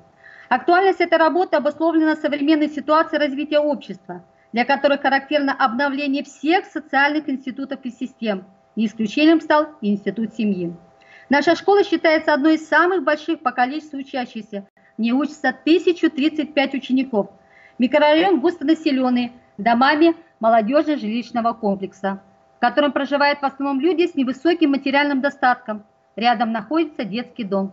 Но при всех этих факторах школа номер 4 с углубленным изучением отдельных предметов на протяжении многих лет является лидером по количеству победителей и призовых мест на муниципальном этапе Всероссийской олимпиады школьников и республиканской площадкой по ведению ПГОС. В нашем педагогическом учреждении разработана 5-летняя программа развития «Компетентность, выбор, успех», в которую вошли педагогические проекты «Одаренный ребенок. Шаги к успеху» и «Педагогическое партнерство», направлены на психолого-педагогическое и правовое просвещение родителей, консультации в рамках самообразования, а также колл-центровое сопровождение по вопросам возрастной психологии и физиологии ребенка. Безусловно, без сотрудничества работников педколлектива с родителями невозможно развить потенциал одаренных детей и повысить мотивацию к учебной деятельности учащихся групп риска. Опыт подсказывает, что целесообразно выстраивать систему работы с родителями одаренных детей по следующим направлениям: психологическое сопровождение, создание информационной среды, сопровождение совместной практической деятельностью и поддержка поощрения родителей. Одаренные подростки можно сравнить с молодым деревцем, который быстро тянется вверх. И нам, взрослым, нужно следить за тем, чтобы их нравственный ствол был прочным и под воздействием любых факторов не надломился. Важно, чтобы умственные усилия ребенка, его познавательная энергия встречали доброжелательные отношения, поддержку со стороны старших не только в школе, но и дома. И как бы мы ни рассматривали роль и вес природно обусловленных факторов или влияние целенаправленного обучения и воспитания на развитие личности и одаренности ребенка, во всех случаях значение семьи остается решающим. В школе особое внимание уделяется изучению психологических особенностей учеников. Совместно с классными руководителями психолог проводит семинары, на общешкольных родительских собраниях лектории. Специалист дает подробную психологическую характеристику каждого возрастного периода, предостерегает родителей и дает рекомендации, как избежать или достойно выйти из конфликтов, которые могут произойти, какую оказать поддержку во время сдачи экзаменов. По разрешению родителей проводится диагностика по определению уровня тревожности учащихся. Особенность психологической поддержки родителей заключается не только в информационном просвещении, но и обратной связи, которые помогают предотвратить неврозы, стирание грани между реальным и воображаемым миром. Просветительская работа ведется не только во время индивидуальных или групповых встреч с психологом, классными руководителями, но на сайте школы, где выкладываются информационно-методические материалы для родителей. Еще в 70-е годы 20 века психологи Гальтон и Кеттл обратили внимание на высокую чувствительность одаренных детей и настоятельно рекомендовали проводить психологическое сопровождение. Основными факторами тревожности является такая психическая особенность ребенка, как высокая сенситивность ко всему. Исследования ученых показали, что важным фактором развития личностного потенциала одаренных детей является не быт, а понимание родителей. Дети должны всегда чувствовать поддержку со стороны родителей, получать положительные эмоции, потому что стрессы одаренных подростков могут способствовать и развитию депрессии. На сайте школы во время личных контактов обязательно информируются родители о числе и времени проведения творческих конкурсов, олимпиад, научно-исследовательских конференций, экзаменов. Родители должны эмоционально поддержать ребенка, создать комфортную среду, чтобы он уверенно себя чувствовал и максимально реализовал свой творческий потенциал. Происходит сотрудничество между родителями и учителем-предметником, когда идет подготовка к учеников к разным уровням конкурсов и олимпиад. Запрашивается согласие родителей на обработку персональных данных, на вызов ребенка во время очных этапов конкурсов регионального и всероссийского уровня. Родители гордятся достижением своих детей. Многие приходят на праздник школы, а городское мероприятие «Град на град» приглашаются только родители, чтобы они поддержали своих детей в этот торжественный момент. В проекте «Педагогическое партнерство» разработаны интересные проекты, дающие возможность родителям участвовать с ребенком в совместных мероприятиях «Семья и здоровье», «Семья в российском обществе», «Семья и ее ценности». На слайдах представлены самые яркие школьные мероприятия. «Папа, мама, я спортивная семья», «На зарядку становись», волонтерский проект «Календарь добрых дел», семейные рецепты и много-много еще интересных совместных мероприятий. Однако я хочу остановиться на проекте «Семья в социально сложных ситуациях». В нем проводится целый комплекс мероприятий по выявлению психоэмоционального состояния детей, вошедших в группу риска. Ведется системная работа по просвещению родителей в сфере детско-родительских отношений. К работе с такими детьми и их родителями привлекается еще и социальный педагог, а иногда и отдел по делам несовершеннолетних и комиссия по делам несовершеннолетних. Каждый год утверждается план мероприятия по предупреждению правонарушений обучающихся, а также мероприятия по работе с родителями таких детей. Эти формы и методы помогают родителям овладеть эффективными приемами воспитания, отрефлексировать собственные родительские познания. Анализируя каждый год статистику по количеству семей, оказавшихся в группе риска и находящихся в социально опасном положении, выявили, что разработанный комплекс мер помог значительно сократить данную группу семей. И закончить хочу свое выступление высказыванием выдающегося советского педагога-новатора Василия Александровича Сухомлинского. В семье закладываются корни, из которых вырастают потом и ветви, и цветы, и плоды. На моральном здоровье семьи строится педагогическая мудрость школы. Спасибо за внимание. Любовь Степановна, спасибо вам, что вы осознали значимость рассмотрения процесса воспитания как обязательного процесса, который должен быть диагностирован в образовательной организации с точки зрения именно качества образования. Мы понимаем, что образование состоит из множества элементов, но зачастую о воспитании забывают, его забывают диагностировать. Поэтому не случайно в Республике Коми уже на протяжении последних 2 лет проводится мониторинг системы воспитания. И вот ваше представление именно о системе воспитания на уровне образовательной организации очень важно с точки зрения привлечения к этому процессу всех участников образовательных отношений.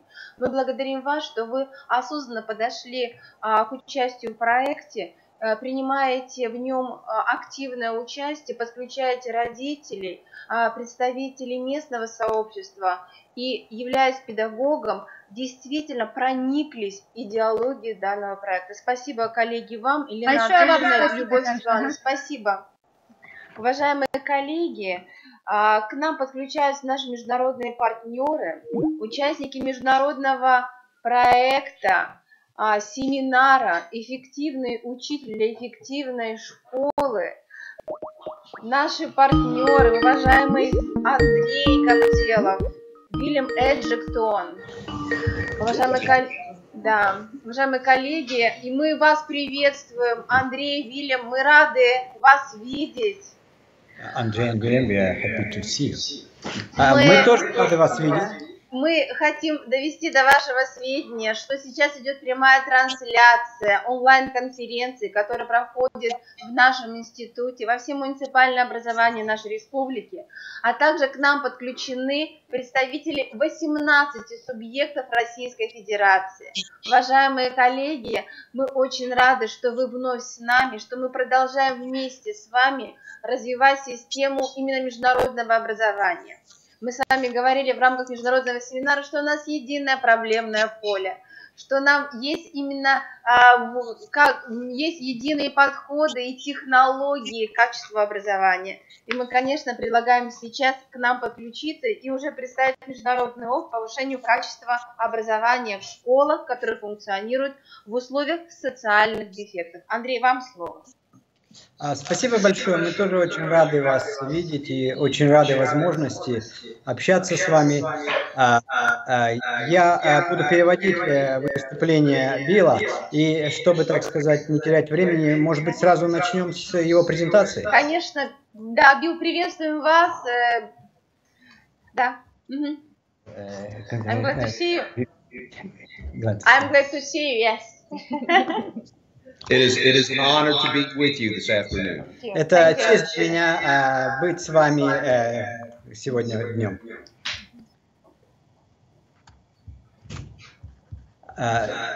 Как вы видите наш экран? Очень хорошо. Хорошо видим, хорошо слышим. Ага, замечательно. Ну что ж, тогда мы начинаем. They see well and they also can hear us very well. Okay. Again, it's an honor to be with you this afternoon. Еще раз очень приятно быть с вами сегодня днем. And what I would like to talk with you about today is overcoming poverty as a function of education. И о чем я хочу сегодня с вами поговорить, это как преодолеть бедность как функции образования, с помощью функции образования. And if you would explain, I'm using the term poverty to describe low socioeconomic. Right. Слово бедность также имеет в себе смысл низкое социальное экономическое положение и низкая социальная активность людей в связи с этим.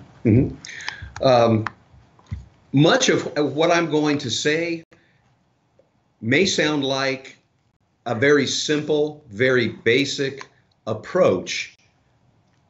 О чем я хочу сказать, это, в общем-то, наиболее простой и такой основной подход.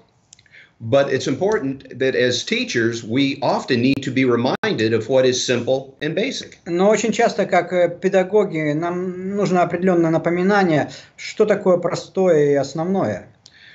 Children who live in poverty face challenges that greatly impact their learning. Дети, которые живут в низких социальных условиях, в бедности в частности, они всегда испытывают какие-то трудности с образованием. But poverty cannot be used as an excuse for us to educate ineffectively. Но при этом бедность не может являться каким-то извинением за неэффективное образование, за неэффективное обучение. And poverty does not have to prevent a child's ability to succeed. И бедность не должна как бы отстранить ребенка от возможности быть успешным. Perhaps more than any other socioeconomic station, it is up to us as educators to make the difference. Если, конечно, другие социально-экономические условия не помешают нам, как преподавателям, изменить ситуацию. Now, poverty affects a child's ability to learn in three ways. Бедность обычно влияет на способность ребенка учиться в трех направлениях. Their physical readiness, their socio-emotional readiness, and their cognitive readiness. То есть это физическая готовность, социально-эмоциональная готовность и мыслительная готовность. Their physical readiness begins with their nutrition. Физическая готовность начинается с питания. Typically, children of poverty do not receive a home-cooked meal.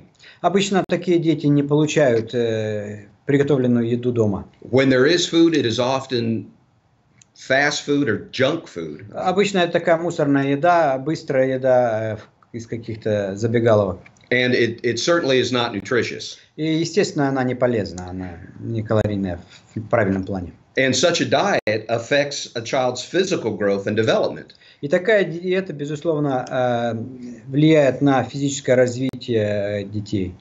Which in turn affects their cognitive development. И в свою очередь это влияет на мыслительное развитие, на развитие интеллектуальное. Now, the lack of a nutritious diet can result in poor health. И в то же время такая диета, она и может вызвать плохое здоровье, привести к плохому здоровью. Which means their bodies are more susceptible to illness. То есть они чаще болеют. Another result of poverty relating to physical readiness is their lack of physical activity. И еще надо отметить, что недостаточная физическая активность у таких детей. Go back one more. Oh, I'm sorry. Back? Back. Because the caregiver or child himself may feel that it is not safe to go outside, often their only physical activity is at school. Такие дети не всегда чувствуют себя безопасно идти куда-то в другие места, они только в школе какую-то физическую активность могут проявлять. Poverty can also affect their socio-emotional readiness. Бедность, или, как мы уже отметили, низкая социальная активность, она влияет и на социально-эмоциональную готовность, на социально-эмоциональное развитие. Because their caregivers are likely to work one or more jobs. Те, кто заботится о ним, например, родители или бабушки с дедушками, они больше, вероятнее всего, имеют не одну, а несколько работ. They're very busy trying to provide for the family. Они очень заняты, потому что они пытаются заработать для семьи деньги. And either have little time or just don't think to provide the positive emotional support. У них просто или не хватает времени, или они не задумываются о том, что необходимо предоставить какую-то эмоциональную поддержку ребенка. And because they may not receive the proper support that is positive at home, the child may act out in various ways in their behavior. И так как они не получают дома социально-эмоциональную какую-то поддержку, они могут совершенно непредсказуемым, неправильным путем вести себя в школе. And that is both in school and out of school. И причем это не только в школе, но это и вне школы также. And another factor that becomes involved in their life of poverty is they may feel a sense of helplessness. И они также могут чувствовать беспомощность определенную. And that is they believe that their station in life is never going to improve. И поэтому у них такая убежденность появляется, что состояние в жизни их никогда не изменится. Go ahead. Go. And then the third area that's affected by their poverty is their cognitive readiness. Ну и третья составляющая – это мыслительная готовность. Typically, their attention span will be short and they will be easily distracted. Обычно их внимание может быть сосредоточено на очень короткий период времени и очень легко нарушается. Which can lead to difficulty in making connections. That is, a poor working memory and lack of cause and effect relations. Это, в свою очередь, вызывает определенное, так сказать, плохую работу памяти и соотношение, скажем, логическое мышление, я бы сказал. In addition, children of poverty typically lack in their vocabulary. И, между прочим, дети из такой среды обычно имеют очень плохой словарный запас. The research shows that children of poverty entering kindergarten have only heard half as many words as other children. В частности, исследования показывают, что дети из подобных семей, когда они приходят в детский сад, то они знают только половину тех слов, которые используются в детском саду. And we know how difficult it can be to learn when we do not have the conceptual awareness. И мы знаем, как тяжело что-либо учить, когда мы не имеем таких концептуальных понятий, готовностей. But schools and education can overcome these things. Но, тем не менее, школа и образование в целом может преодолеть эти трудности. And sometimes the only safe place these children have is school. И очень часто единственное безопасное место для таких детей – это школа. Here they can feel accepted, safe, and encouraged. Здесь они чувствуют себя как бы принятыми, в безопасности и побуждаемые к деятельности. Or if we're not careful, school can be as cruel for them as the rest of their world. А если же мы не будем осторожны и именно, так сказать, уделять этому вниманию, то тогда школа для них станет такой же, как и весь остальной мир. But there are some effective practices that we as teachers can use in working with these children. Однако существует очень эффективный опыт, который учителя могут использовать, работая с подобными детьми. And these are connecting and validating, educating and responding, and leading and succeeding. И вот эти можно перечислить как общение с этими детьми и оценка их, образование и обратная связь, ответ на их потребности, а также лидерство и возможность для них быть успешными. Connecting and validating means to connect with the child and get to know them and validate their existence. Вот первая часть это имеется в виду, что необходимо как бы установить взаимоотношения с ребенком и показать его значимость. It is often said of teachers that no one cares how much you know until they know how much you care. Есть такие учителя, которые не заботятся о том, сколько знает ученик, пока он не даст необходимой заботы. Необходимо также определить, чем интересуется каждый ребенок. Очень хорошо работают всевозможные анкетирования для того, чтобы узнать немножко побольше об условиях жизни семьи и как живут такие дети, выявить стиль, с помощью которого учится данный ребенок, его стиль учения, и позволить детям рассказывать их истории. Также построение уроков должно быть основано на информации, которой учителя узнали и, так сказать, изучили о ребенке в классе. Two of the most important, I feel, are getting to know each child's name and use their name as much as possible. По моему мнению личному, очень важно запомнить имена детей, подобных детей, и использовать имена как можно чаще. Simply using their name as much as possible helps build that connection with the child and makes them feel important. Просто использование имен, они помогают установить взаимоотношения с ребенком и показывают ребенку, что он важен для вас. And certainly to determine what their interests are and use that information to make the learning relevant. И определенно необходимо знать, чем интересуются дети, и использовать эту информацию для взаимоотношений с ними. A second effective way to combat the poverty and teach these children is through educating and responding.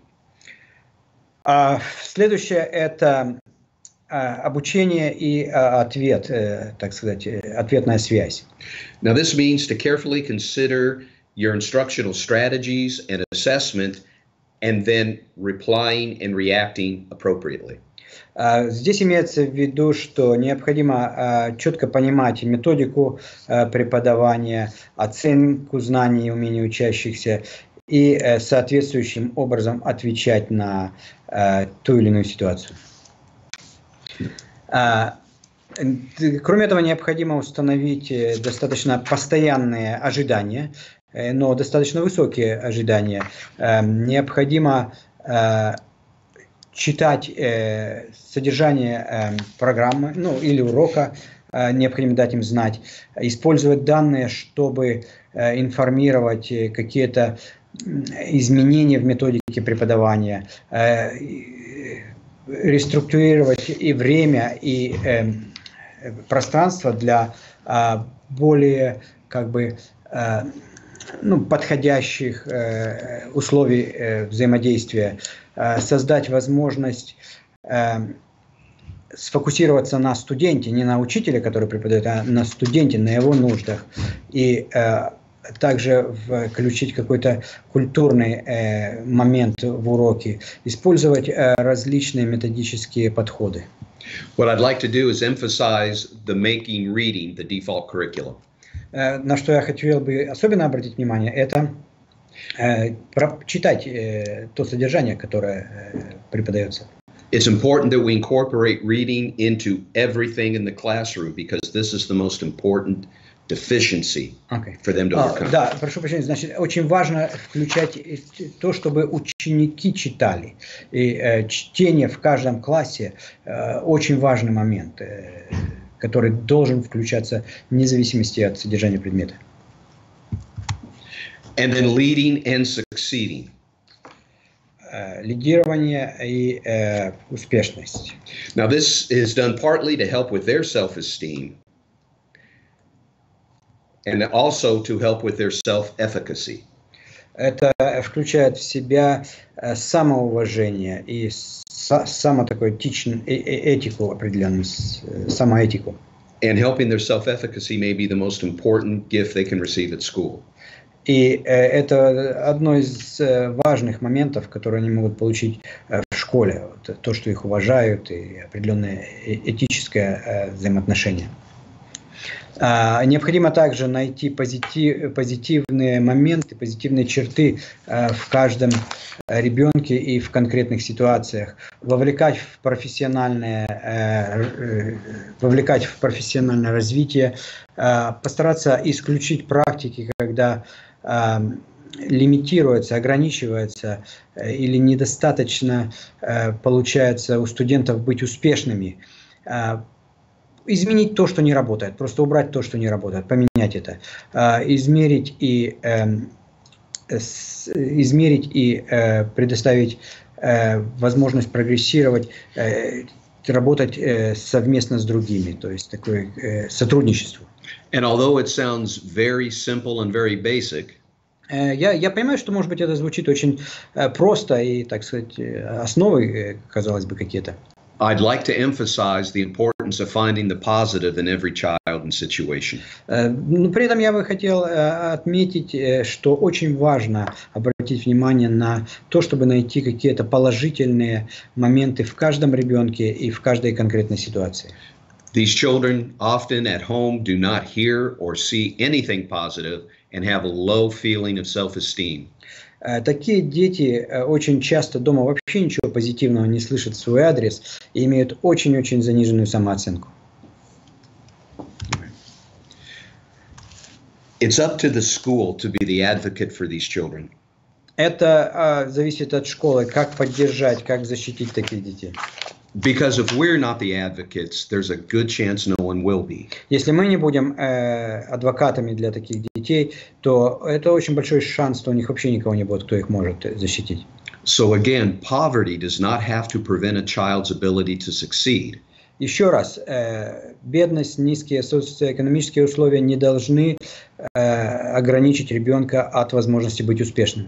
And it's up to us as educators to bridge the gap that they face. И это зависит от нас, как от педагогов, для того, чтобы сократить вот эту вот дистанцию их возможности их успеха. And I know that was very, very simple and very basic. Я понимаю, что очень, казалось бы, просто и легко. But again, as teachers, sometimes we have to be reminded and consciously address these things. Но как учителя, как педагоги, время от времени нам необходимо вспоминать, напоминать себе об этом и постоянно, так сказать, сознательно работать над этим. So I thank you for your attention. If there's any questions, I'm happy to answer them. Большое спасибо за ваше внимание. Какие-то, если есть вопросы, то доктор Эджингтон готов ответить. Спасибо, thank you, William. Мы действительно сегодня в течение целого рабочего дня говорили разных аспектах успешности. Успешности педагога, успешности обучающегося. И мы вот сегодня осознаем, что успешность, она не может быть, наверное, массовой. Но, наверное, роль педагога создать условия для успешности обучающегося.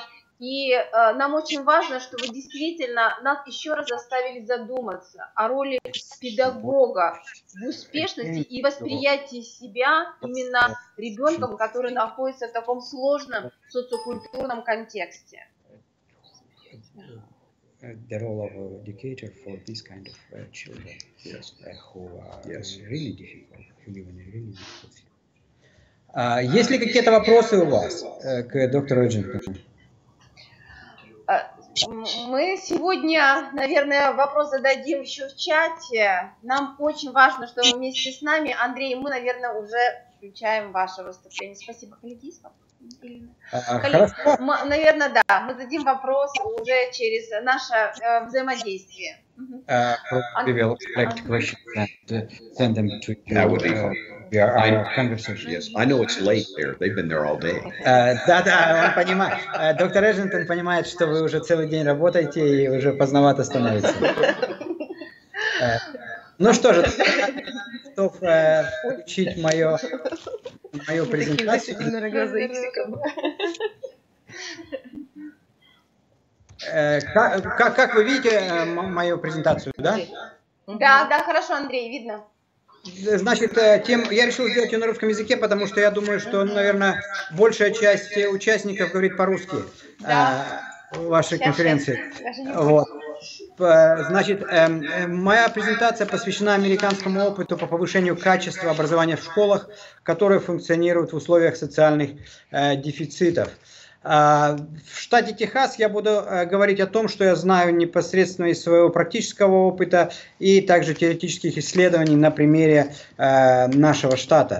В штате Техас существует 4 категории школ. Эти 4 категории определяются агентством по образованию, ну так скажем, Министерством образования штата. Самая лучшая категория – это exemplary school. Это, значит, отличная школа, она получает максимальное финансирование от штата. То есть быть хорошим – это хорошо. Ты получаешь больше денег, у тебя появляется больше возможностей. А вторая категория, и все эти категории, кстати сказать, они определяются на основе данных об успеваемости учащихся, на основе тестирования, которое ежегодно проводится. Это очень серьезная, так сказать, процедура. А вторая категория школ – это признанная Министерством образования штата. Она называется recognized по-английски, то есть признали, что эта школа, да, она неплохая. Третья – это школа приемлемая. По-английски здесь ее называют acceptable. То есть это последняя категория, которая, так сказать, может существовать и находиться на плаву. Таким образом. Она не получает такое же финансирование, как отличная школа или признанная. И последнее, самое неудовлетворительное, это неприемлемая школа. Если в течение 2 лет ситуация не изменится, то такая школа будет закрыта и весь штат будет полностью расформирован. Обучение построения на... Что считается, так сказать, в американском образовании наиболее важным для работы школ вот в сложных социально-экономических условиях? Прежде всего, огромное значение уделяется обучению построению на основе реальных данных. Данные – это один из основных ключей. Данные, так сказать, собираются, анализируются все время в образовательной системе. И у нас в университете, и в каждой школе, в каждом полугодии. Этот подход должен быть достаточно обоснован. И, как считается, на основании исследований, цели и задачи обучения имеют смысл только тогда, когда мы четко представляем, какие результаты мы хотим получить для каждого конкретного ученика или группы учащихся, как они будут определены. То есть, прежде всего, когда планируются занятия, когда делаются учебные планы или планы-конспекты уроков, то вот это вот оценивание знаний, оно не переносится на конец плана конспекта урока или на конец тематических планов, а оно учитывается в самом начале, то есть как бы от печки начинают плясать. смотрят, ага, что мы хотим получить в результате, мы хотим получить вот такие-то данные, тогда давайте планировать будем, нацелившись на конкретные данные. Существует 3 основных подхода к оцениванию знаний учащихся. Я думаю, что в России они очень похожие. Это предварительная оценка знаний учащихся, которая не оценивается, оценку ученикам не ставят, но она присутствует в начале изучения какой-то темы или даже в начале урока. Это текущая оценка знаний учащихся в течение урока, когда учитель может изменения какие-то внести в занятия или в цикл занятий. И, безусловно, это окончательное оценивание, которое включает в себя тестирование, всевозможные квизы, контрольные работы и так далее. Вот на основании вот этих вот 3 компонентов и получаются данные, которые анализируются и приводят к тем или иным изменениям. Сейчас очень большое значение применяется использование технологий в получении и сборе таких данных. И даже сейчас мы очень активно используем мобильные технологии, смартфоны и различные планшетники для того, чтобы очень быстро проводить тестирование или квизы с учащимися. Следующий компонент – это профессиональная работа учителя, администрации, методистов как единой команды. Но это не секрет везде, и я надеюсь, и в любой стране, вернее, думаю, в любой стране, и в Соединенных Штатах точно так же. Порой администрация выполняет одни функции, одни задачи, методисты работают над чем-то другим, а учителя загружены на 120% в работе с классом, с трудными учениками, с учениками, которые приходят из бедных семей, и всевозможные еще бумажные отчеты и прочая работа организационная. Вот в этом случае очень важно попытаться соединить работу всех этих 3 компонентов: администрации школы, методический суппорт, методическая поддержка и учитель вместе. Вот вы сейчас как раз делаете, так сказать, показательный опыт, показываете нам, как это можно сделать, то есть онлайн-семинары, обмен опытом по видеоконференциям. Очень часто приходится слышать от учителей, моя жена тоже учитель, и она тоже иногда делится опытом, что они теряют целый день, слушая какие-то бесполезные совершенно, так сказать, какие-то профессиональные семинары или что-то такое, то есть то, что им не нужно. Вот в этом плане очень часто сейчас стали использоваться курсы, которые по выбору, курсы повышения квалификации, я имею в виду. То есть учителя могут онлайн посмотреть для себя какие-то видеоматериалы или, может быть, записи видеоконференций и выбрать то, что им действительно надо. Например, там вот интересует, как использовать технологию. Значит, будут смотреть, как использовать технологию, а не как, например, организовать там взаимодействие с учащимися или еще какая-то другая тема, которая может быть хорошо поставлена в конкретном классе. Большое значение, на наш взгляд, имеет участие в высшей школе в привлечении и стимулировании учителей к творческой и исследовательской деятельности. Я хочу привести пример, который вот здесь в Техасе используется. Национальный научный фонд выделяет достаточно большие средства для того, чтобы учителя летом могли работать в университетах под руководством профессоров и проводить исследования по какой-то теме. Например, если это учитель химии, он может проводить исследования по, скажем, защите окружающей среды, анализу различных химических компонентов в воздухе там, или в воде. Если это учитель физики, он может проводить исследования по нанотехнологиям, ну и так далее. И они работают на базе университета, профессора являются руководителями, и аспиранты помогают также, и получают за это достаточно хорошую стипендию. Например, за 6 недель такого исследования американский учитель может получить порядка $7,500 как дополнительная зарплата. Но при этом он должен результаты этих исследований привнести в класс, внедрить в свою работу педагогическую в классе и предоставить определенные, так сказать, данные о том, как это работает в классе. То есть уже не в лаборатории, а в классе. Кроме того, например, в Хьюстон выделяют определенные суммы денег для того, чтобы организовывать дополнительные занятия с отстающими учащимися после школы в виде кружковой деятельности. А следующий момент – это культура повышенных ожиданий. Очень важно, в американской школе определяется достаточно важным компонентом. Как уже доктор Эджентон говорил, необходимо хвалить учащихся за успех и стараться реже критиковать за неудачу в классе. Какое-то грубое или просто неосторожное слово или фраза, она может создать у учащихся совершенно неправильное понимание, они могут замкнуться и даже потерять интерес к предмету. Необходимо очень вовремя предложить помощь и понять, что же нужно ученику в данный момент. Ученики хотят говорить. И как педагоги вы это знаете, что это нормальное явление, их мозг развивается, им необходимо говорить. Но чаще всего в классе мы говорим им: прекрати разговаривать, веди себя тихо, не открывай рта и так далее. Но на самом деле обсуждение возникающих проблем с учащимися и корректировка их работы в процессе обсуждения, совместного обсуждения или обсуждения один на один, она играет огромную роль в том, как успешен будет учащийся. Конструктивная критика также возможна как средство вызова к более высоким стандартам. Единственное, она должна делаться очень осторожно для того, чтобы не повредить эмоциональное чувства учеников. Оценка, которая выставляется учениками как поощрение за его сомнения, за поиск или неординарный подход, за какие-то небольшие студенческие исследования, может быть даже завышена для того, чтобы стимулировать такую творческую работу учеников. Очень важно формировать веру в собственные силы учащихся, тогда они захотят узнавать больше и больше. Вот то, что используется в школах, практически в каждой школе для работы с отстающими учениками и с учащимися, или в тех школах, которые работают в сложных социально-экономических условиях и имеют низкие академические результаты.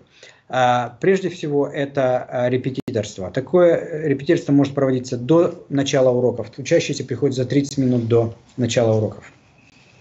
А после уроков учащиеся остаются, они получают небольшую какую-то еду после занятий, идут в столовую, там перекусывают немножко и потом возвращаются в класс к конкретному учителю и маленькими группами занимаются для того, чтобы подтянуть свои знания по предмету. В школе, в которой я проработал 11 лет, мы использовали субботу. В первой половине дня ученики приходили и полдня занимались с учащимися.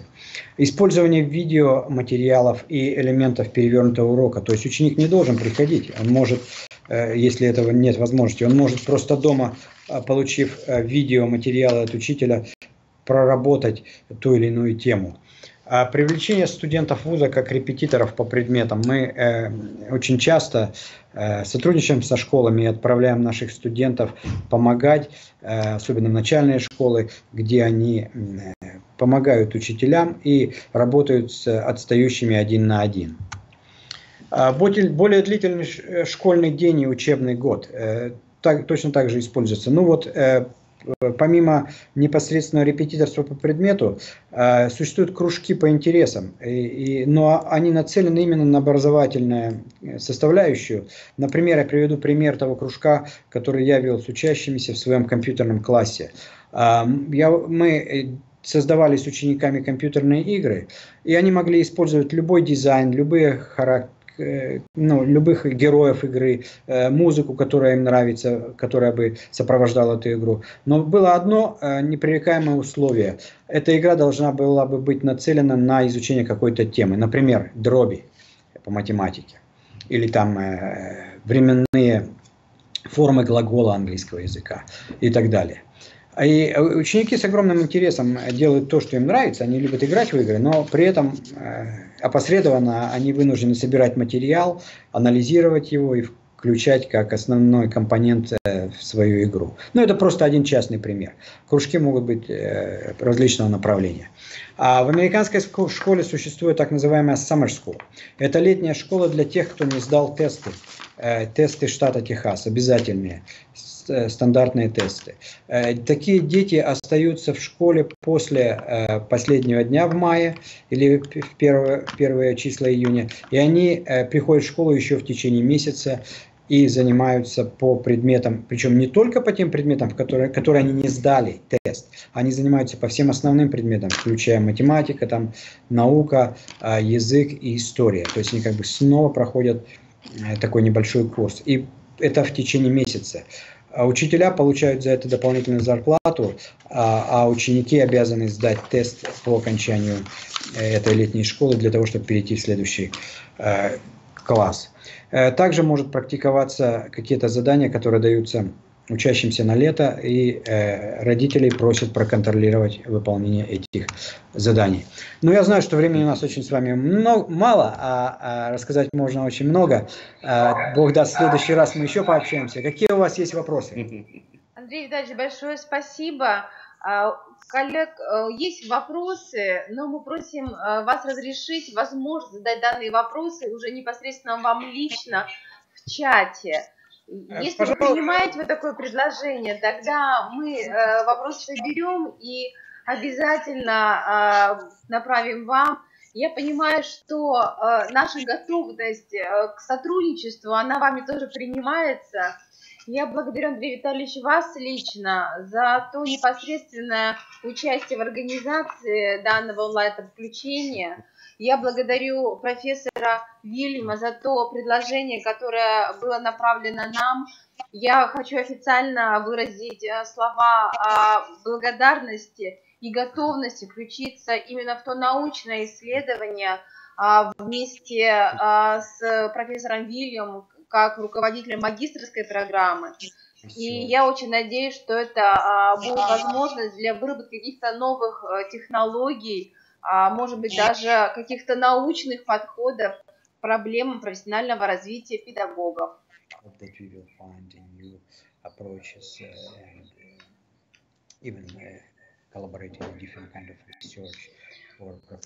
Они предлагают нам совместно научные исследования.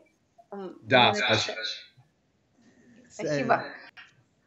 Ну что, мой имейл здесь у вас на экране, я надеюсь, так что если есть какие-то вопросы дополнительные, то, пожалуйста, можете послать имейл. А так, я думаю, что Галина Владимировна организует все наши, так сказать, взаимоотношения, и мы будем рады общению, продолжению, так сказать, нашей совместной работы. Большое вам спасибо, Галина Владимировна, вы делаете отличную работу, и я думаю, что мы уже не просто сотрудничаем, а дружим нашими, так сказать, коллективами. Всего вам самого доброго. Всего вам доброго, спасибо, коллеги, до встреч, до новых встреч, спасибо, коллеги. До свидания. Уважаемые коллеги, нам очень было важно, чтобы был представлен международный опыт. Это вторая наша онлайн-конференция. Наши коллеги являются непосредственными участниками проекта «Эффективная школа», поэтому, конечно, когда они приняли наше приглашение вновь, мы были очень благодарны и рады, что мы продолжаем сотрудничество не только между организацией, а между именно Республикой Коми и штатом Техас. Это очень важно для действительно таких социокультурных взаимоотношений, которые важны, наверное, для наших двух стран. Коллеги, у нас последнее выступление. Институт развития образования Мордовии. Коллеги, у нас видео выступление. Я попрошу вас все-таки принять участие в этом видеовыступлении как слушатели, коллеги, и мы потом будем завершать. Уважаемые коллеги, здравствуйте. Мне очень приятно сегодня приветствовать всех участников научно-практической онлайн-конференции повышения качества образования в школах с низкими результатами обучения в школах, функционирующих в неблагоприятных условиях, путем реализации региональных проектов и распространения их результатов в субъектах Российской Федерации. Мне приятно, что наш Мордовский республиканский институт образования принимает участие в конференции, которая проходит в Коми Республиканском институте развития образования, у наших коллег. У нас очень много регионов, которые принимают участие в проекте 2.2, и нам хотелось бы обменяться своими мыслями, своим опытом с теми, кто действительно реализует проект по повышению качества образования. Мне хочется сначала сказать, что одним из приоритетных направлений республиканской образовательной политики в Республике Мордовия является обеспечение качественного образования для всех обучающихся, так же, как и, я понимаю, и в вашей территории, в том числе через реализацию региональных проектов и программ. Именно на этой конференции мы с вами встречаемся. Хочется отметить, что еще с 2015 года в Республике Мордовия были разработаны нормативные и методические документы, которые позволяют до сих пор реализовывать эти проекты. Этот проект у нас в республике в 2015-2016 году регион принял участие в проекте Академии повышения квалификации и профессиональной переподготовки работников образования, это город Москва. Сегодня даже уже институт по-другому переименован, академия по-другому переименована, по разработке модельных региональных программ, направленных на повышение качества образования. Именно этот проект он нам дал какой-то толчок для того, чтобы мы уже в 2017 году приняли участие в проекте по субсидиарной поддержке школ, которые находятся в сложных социальных условиях и показывают низкие результаты. И я думаю, что среди 40 с лишним субъектов Республика Мордовия с этого года принимает участие в этом проекте, в этом гранте. В 2018 сначала в рамках федеральной целевой программы развития образования, сейчас уже в рамках государственной программы развития образования. И у нас много есть сегодня опыта по организационным, технологическим каким-то моментам реализации данного проекта. Но на сегодняшний момент тема моего выступления в секте у нас звучит немного по-другому. Я не буду останавливаться на управленческих форматах реализации проекта, а буду говорить о методической поддержке профессионального развития педагогов, работающих с детьми с риском образовательной неуспешности. В 2018 году хочется отметить, что консультационной поддержкой у нас охвачены все 23 муниципальных района, в том числе и городской округ Саранск. Я думаю, что, как и в ваших регионах, были разработаны дополнительные профессиональные программы. Я хотела бы вам показать свои дополнительные профессиональные программы, которые были разработаны, они у меня в руках. Это программа «Инновационные подходы в преподавании учебных предметов». Это программа, которая называется «Проектирование муниципальных программ управления качеством образования» и «Проектирование программ управления качеством образования в общеобразовательной организации». 3 программы, по которым в этом году у нас было обучено 750 человек. Это совершенно разные категории, как учителя, как и педагогические команды, как команды руководителей, команды муниципальные, команды управленческие. И, в принципе, эти программы сегодня позволяют нам говорить о том, какие проблемы у нас еще остаются по подготовке учителей. Но я хочу сказать, что не только эти программы, у нас есть еще ряд программ, которые вообще непосредственно направлены на управление качеством. Это инновационные технологии в оценке планируемых образовательных результатов в соответствии с требованиям ФГОС общего образования, проектирование национальной региональной системы оценки качества. Вы знаете, это проект 5.1, который мы тоже реализовывали, и он нам помогал объединить определенные подходы в подготовке педагогов, экспертов по направлению достижения современного и нового качества образования. Ко всем этим программам на сегодняшний момент у нас разработана программно-методическое обеспечение, и хочется отметить, что в процессе вот такой вот консультативной работы с педагогическими кадрами на сегодняшний момент очень много стратегических направлений, которые позволяют нам достигать тот запланированный результат, который прописан в наших проектных заявках. Школы, которые участвуют в проектах, я хочу сказать, что школ таких у нас тоже достаточно много, несмотря на то, что регион не очень большой, и у нас всего лишь 300 с небольшим школ, 330. В этом году 71 школа в прошлом году были участниками у нас проекта. В прошлом году таких школ у нас было 59. Но те идентификаторы, которые были разработаны, они позволили нам очень предельно взглянуть на вообще тот момент повышения качества, на те проблемы, которые сегодня существуют, и вычленить более конкретно те школы, которые стали бы участниками проекта. Итак, коллеги, да, кроме того, вот я подготовила презентацию, и мне не хотелось бы просто голословно еще и говорить, я хочу просто показать вам, да, что же мы все-таки еще делаем, и поговорить о том, как мы осуществляем повышение квалификации и как мы проводим консультационную методическую поддержку тех учителей, которые сегодня находятся в определенной зоне риска. Кроме повышения квалификации, это понятно, это уже, да, мы движемся в направлении конкретных определенных технологий. У нас есть ряд, огромное количество различных мероприятий, которые позволяют нам этот проект осуществлять более глубоко. Это совещания, которые мы проводили, да, я думаю, вот здесь все заметно. Вебинары, да. Хочется отметить следующее, что для исследования различных запросов учителей, родителей и обучающихся у нас созданы определенные фокус-группы и сотрудников института, муниципальных органов управления образованием, учителей, победителей различных грантов. Создана группа методических десантов, которые осуществляют выезды в школы, потому что если школа работает одна, она, наверное, вряд ли достигнет какого-то определенного качества образования. Хотя, в принципе, сегодня появляется новое понятие резилиентной школы, которая в разных условиях может измениться, достигать определенных конкретных результатов. Но в нашем случае у нас очень много школ, которые находятся в сельской местности, и без дополнительной какой-то методической поддержки вряд ли они смогли бы достигнуть тех результатов, которые, например, мы получили в этом году, а можем сегодня по результатам анализа сказать, что школы, которые в прошлом году, часть школ, конечно, не все сразу, но часть школ, которые входили по идентификации определенную группу риска, они, извините, сегодня перешли уже в зеленую зону и могут говорить о том, что за последние 2 года качество результатов у них значительно повысилось.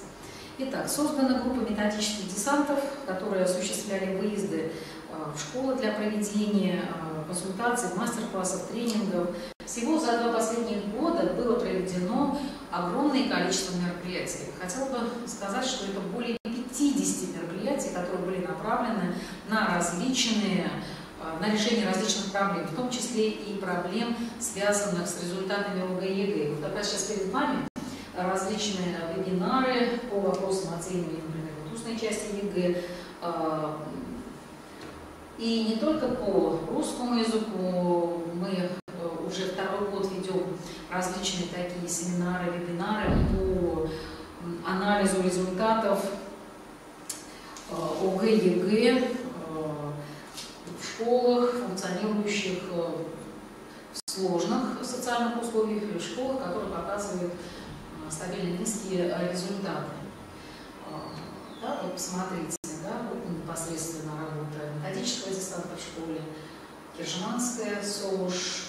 Да, хочется отметить, что вот в такие методические десанты включаются не только преподаватели и специалисты нашего института, но и наши замечательные друзья, руководители и члены клуба «Учитель года». Вот, предположим, да, группа учителей года в одной из наших проблемных школ, будем так говорить. Мастер-классы, тренинги, семинары по русскому, по математике, обществознанию, истории, математика. Вообще, вот такие вот встречи, они позволяют увидеть те пробелы и проблемы, которые сегодня необходимо решать совместно. Одним из факторов сегодня в повышении методической подготовленности и профессиональной компетенции учителей играет, конечно, такой фактор, как наставничество. Да? И хочется сказать, что в прошлом году нами был проведен замечательный форум молодых педагогов, педагог больше, чем профессия, где молодым педагогам были показаны различные мастер-классы, тренинги, а также модели и формы работы, которые позволяют достигать совершенно новые образовательные результаты среди учащихся.